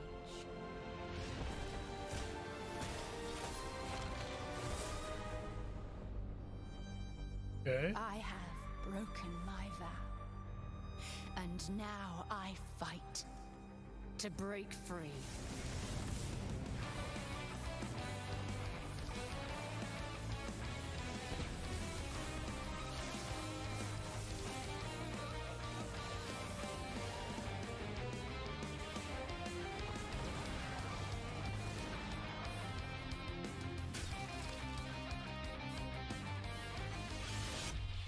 I have no idea what this game is right now.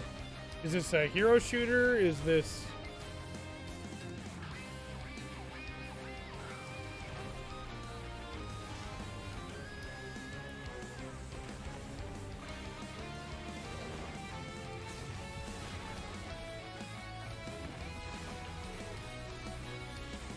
Okay.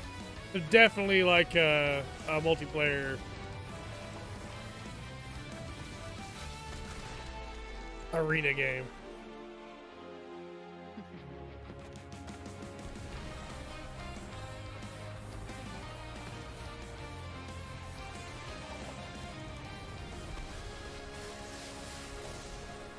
Bell break.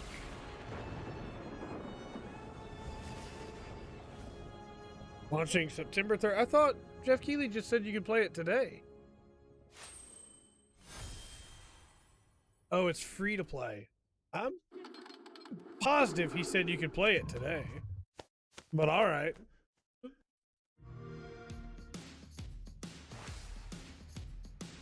I still need to check out Microsoft Flight Simulator.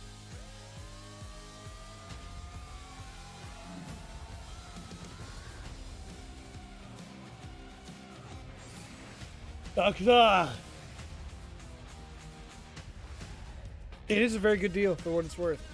As long as the stuff launches and doesn't crash, it's a very good deal.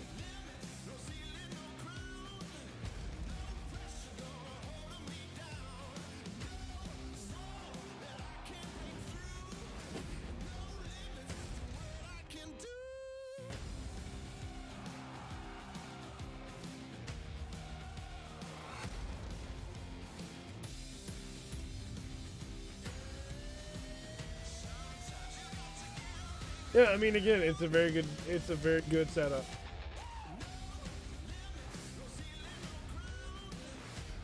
Three months of Discord Nitro, okay.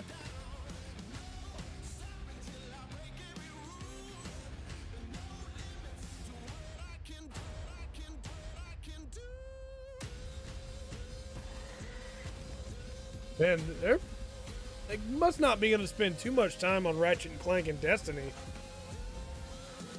There's only like 25 minutes left in the show.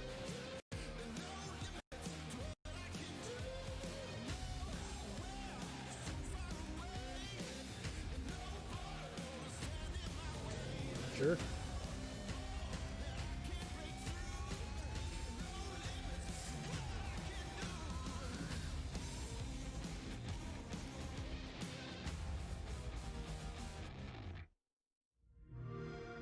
I mean, it's a good deal. Game Pass, it's a very good deal.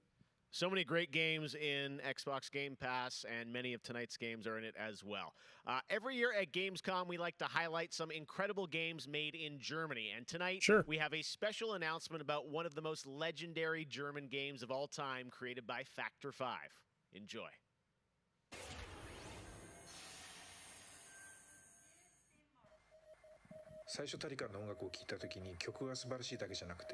Factor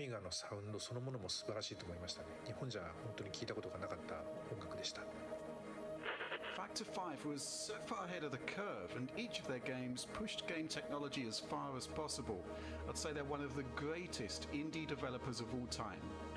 サウンドはすごいわ、グラフィックは綺麗だわ、ゲームプレイも滑らかで満足いくものだわで、本当にすごかった。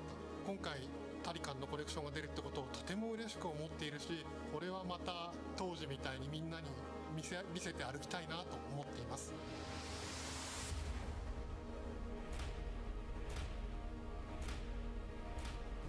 Man, there's just something about that old style. This was the first game that allowed me to completely fulfill my musical vision. It defined my career, and the fans have been there ever since. To this day, it's one of my proudest works. Welcome back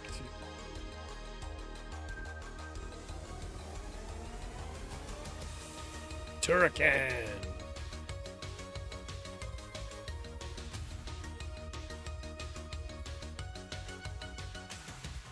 Nice. Very cool. Very cool. Very cool. In June, Bungie revealed a Destiny new 2 era information. of Destiny 2 that starts on November 10th with Beyond Light.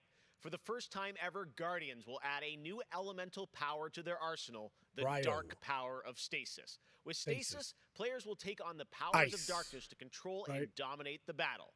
Here's an all-new look at Stasis from Destiny 2 Beyond Light. I don't know why I thought it was Cryo. I'm pretty sure it's ice-based, though, or I could just be only remembering one part of it. The floodgates are open. The darkness is here. Because Void already feels the, like, darkness power kind of thing. From the light. We need only look inward. Focus your power. Let it grow. Our fight is far from over.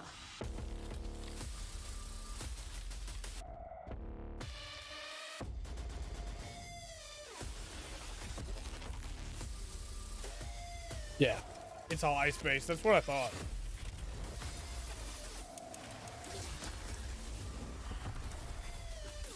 I mean, I'll try it, but I didn't like that Destiny 2 got rid of a bunch of Revenant. Got rid of a bunch of story stuff to, like, eclipse it. This is their fate. One after another. Behemoth. Like, there's no reason to take, like, actual story out of the game just because, you know, too much in the game right now. The zones need less stuff on the servers. It's not the way I would have done that at all. So, I'll try it, but...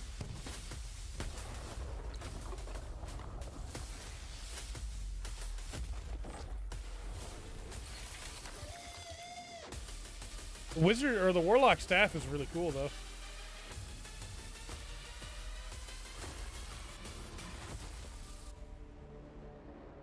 On light for 10th.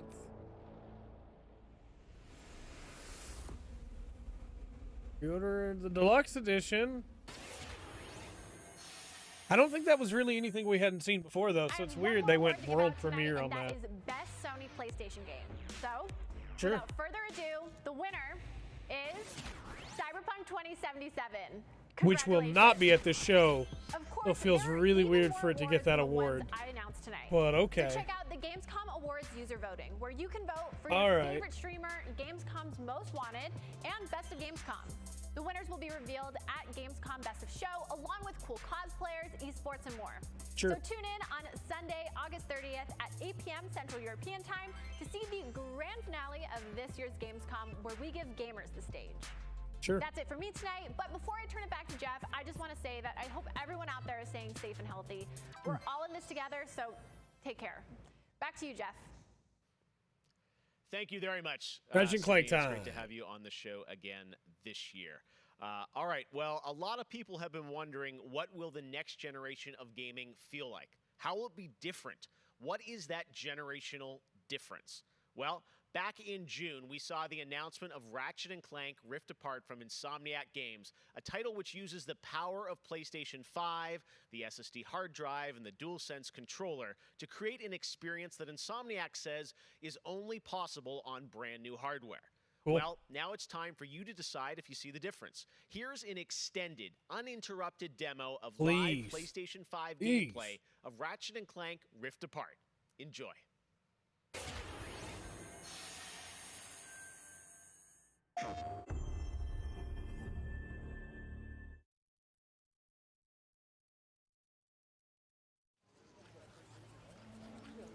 Okay. And supposedly all of this is PS5. I have no reason to doubt them, but we'll see.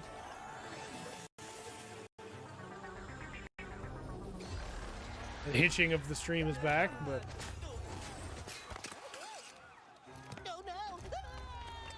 We're back. And not far from where we last saw him. We may still have time to put a stop to this.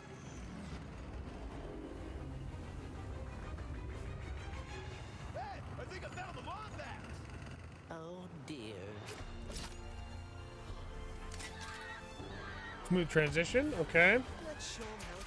Yeah, don't play around and do like demo gameplay now. Actually play the game, please.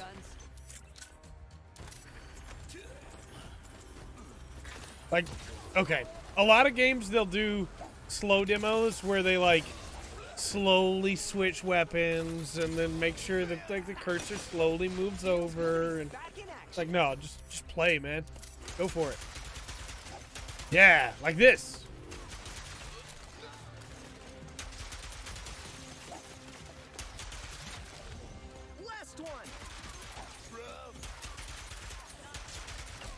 Nice. The train's pulling away. Very Let's cool. go.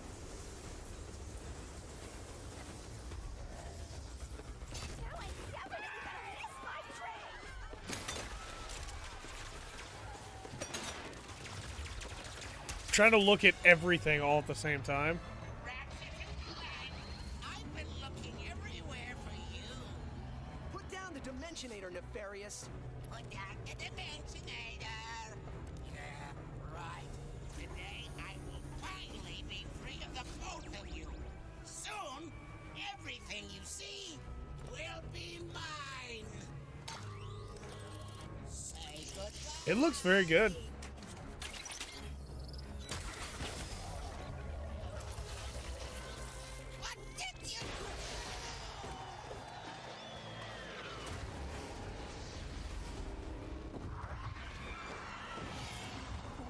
Oh boy. Oh, that dinosaur's dead. Was that supposed to happen? Hitting Nefarious's device seems to have destabilized reality. The bridge is shot. There has to be another way across. The rifts appeared to react to your device. Try pointing it at one of them. Rift tether, okay. That was rather exciting.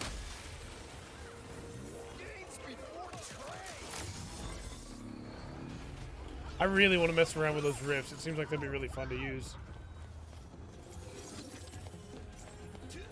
People getting sucked in. How many people are dead now, Ratchet? This is all your fault.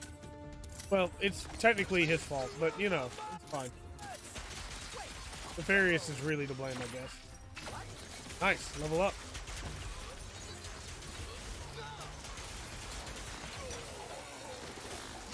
Yeah, I mean, I really want to play this game. It looks really good.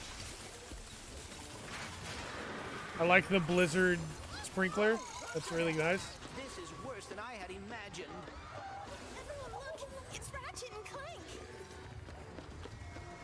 I wonder if you can jump into those purple portals, or if they automatically close when you get close.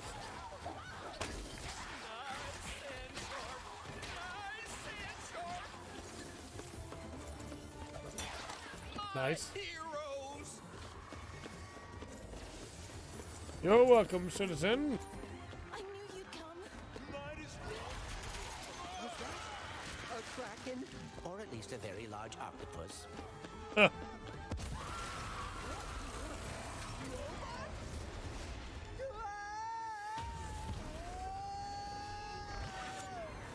Cool. I will never get used to that.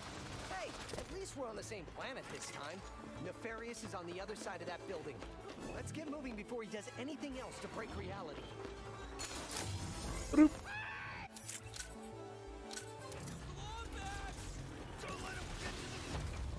Very cool. Nefarious really resurface after all these just to try and take over the universe again?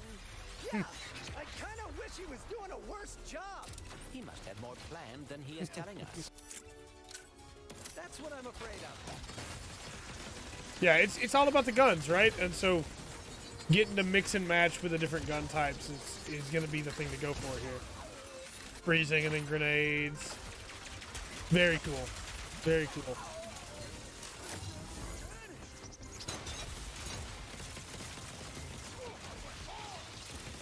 Can't wait to see what's Nice. I noticed the topiary hasn't leveled up, though, even though he's used it 3 times. Does it have to do a specific amount of stuns before it levels up, maybe? more butts. I wonder.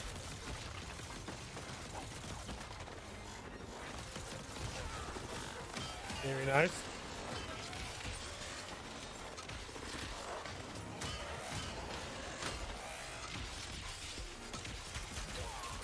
That's all of them. We have to get the Dimensionator away from Nefarious. Makes sense.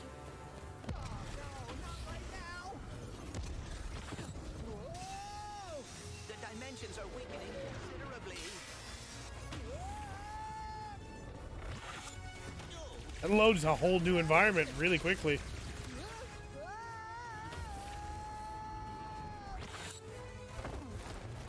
Well, it is certainly not good. Right.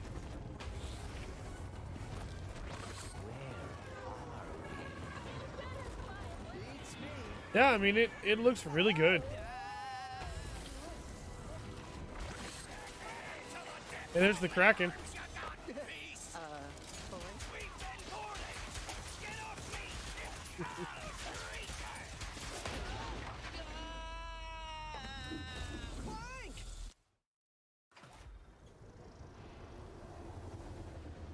So that'll be like the first level, right?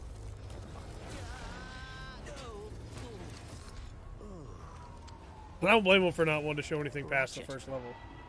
We are too late. Ratchet? Who?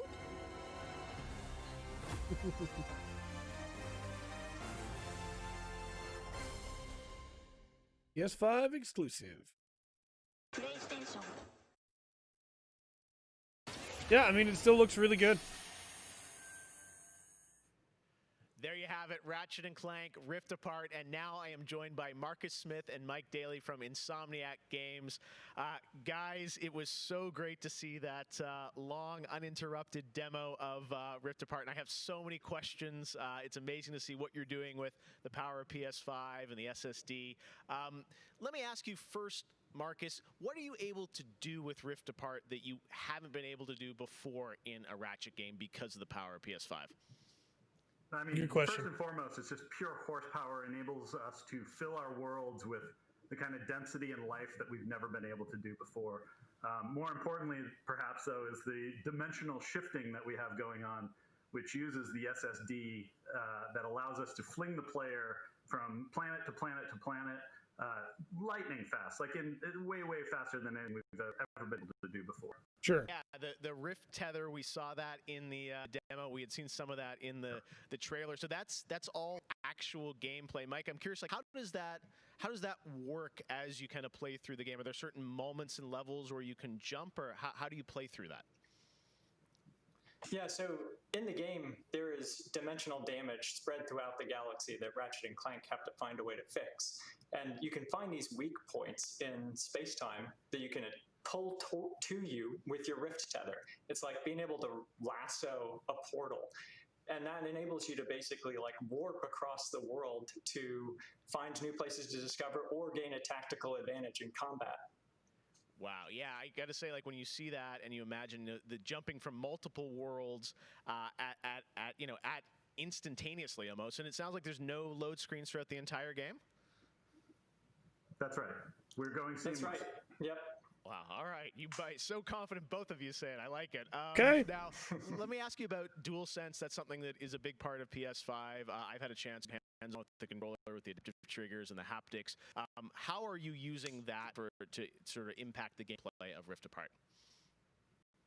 So at the heart of every Ratchet and Clank game is a powerful arsenal of weapons that just exude a ton of personality. Sure. And the DualSense is sort of like, it feels like it was made for Ratchet and Clank just because the haptics give us a whole new layer for the weapons to express themselves. So for example, your burst pistol, of course it gives you like a satisfying click or kick with every bullet. Yeah. But when you throw the shatter bomb, you can actually feel the energy pulsing off the grenade fade away as it gets further apart from you. Basically, the haptics are expressive enough that every weapon feels different and you can tell what you're holding. But of course, the adaptive trigger like takes that to a functional level where, in addition to the trigger pull feeling unique, we can actually use that as a super intuitive way to add alternate functions to the weapons. So, for example, in the demo, we've got the Enforcer, which is a double-barreled shotgun. You can pull the trigger part of the way down until you hit resistance to fire a single barrel. And then whenever you feel like it's the right time, pull it the rest of the way for a double shot. So you might be swarmed by a bunch of little enemies. All right. You only want to waste one shot on them, and then wait a minute for even more to swarm in before finishing them off. But a big guy, you probably want to just give both barrels to right away. So there's a nice intuitive way of basically raising the skill ceiling and giving you more ways to play better. Wow. Very cool. I'm excited to see how you guys are going to roll that out across what I'm sure are an insane, group of weapons as always. Plot-wise, Marcus, tell us a bit about this game. I think some fans have wondered, does this tie into the movie plot line, the game plot line? Like, tell us in the Ratchet-verse where this sits. Yeah. Well, canonically, this is an extension of Ratchet & Clank Into the Nexus, the 2013 game.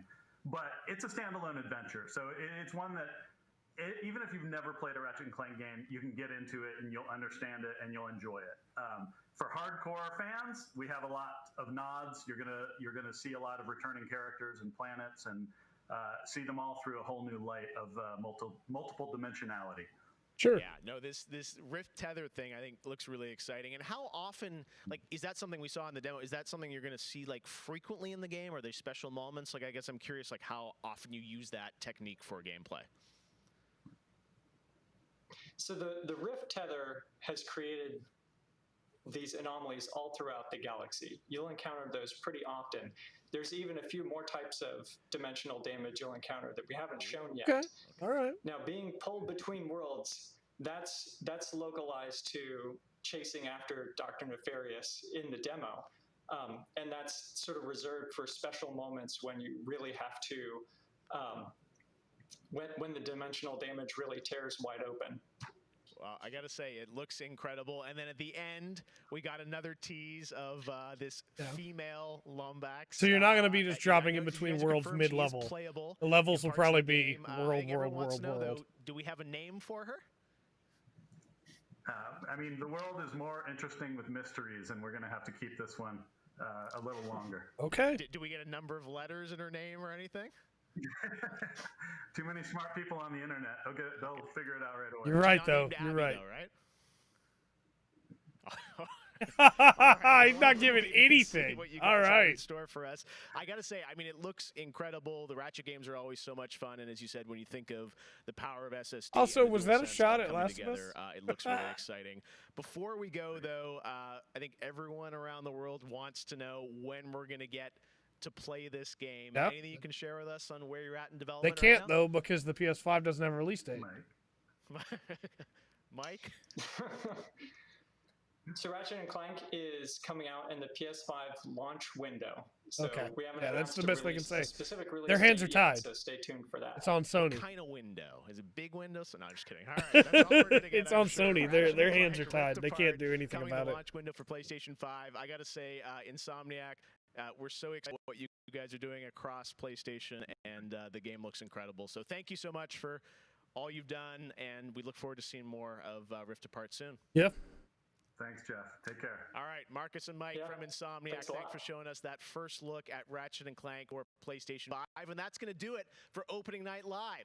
Thank you so much for watching from around the world. And make sure to stay tuned all weekend for more live Gamescom coverage at Gamescom.global. As for us, we'll see you later this year for the Game Awards 2020. Our team is hard at work to build a very special live show for you coming in December. We'll see you then. Good night. Thanks, Jeff. So we had some good stuff. 2 hours, right? Trying to like wrap everything back in my head. Yeah, I think Sam and Max coming back in VR is really cool. I don't know what Bridge Constructor Walking Dead is. That my brain's still struggling there and struggling. My brain's still struggling there. Override Super Mech League 2 seems really early for a sequel, but sure. Unknown 9 Awakening seemed pretty interesting. We had the Cold War footage for Black Ops. Limnus Gate looked cool. I want to know more about that. Yeah, I mean, they showed a lot of stuff. I thought the Bastion stuff in WoW looked really cool. Ratchet & Clank stuff looked really good. New Little Nightmare stuff looked really good. There's just some good stuff showed off here today. Let me know what you think was the coolest part in the comment section below. And until next time, I've been Trey. This has been The Full Spectrum. Remember to always enjoy the full spectrum. The Gamescom has to offer.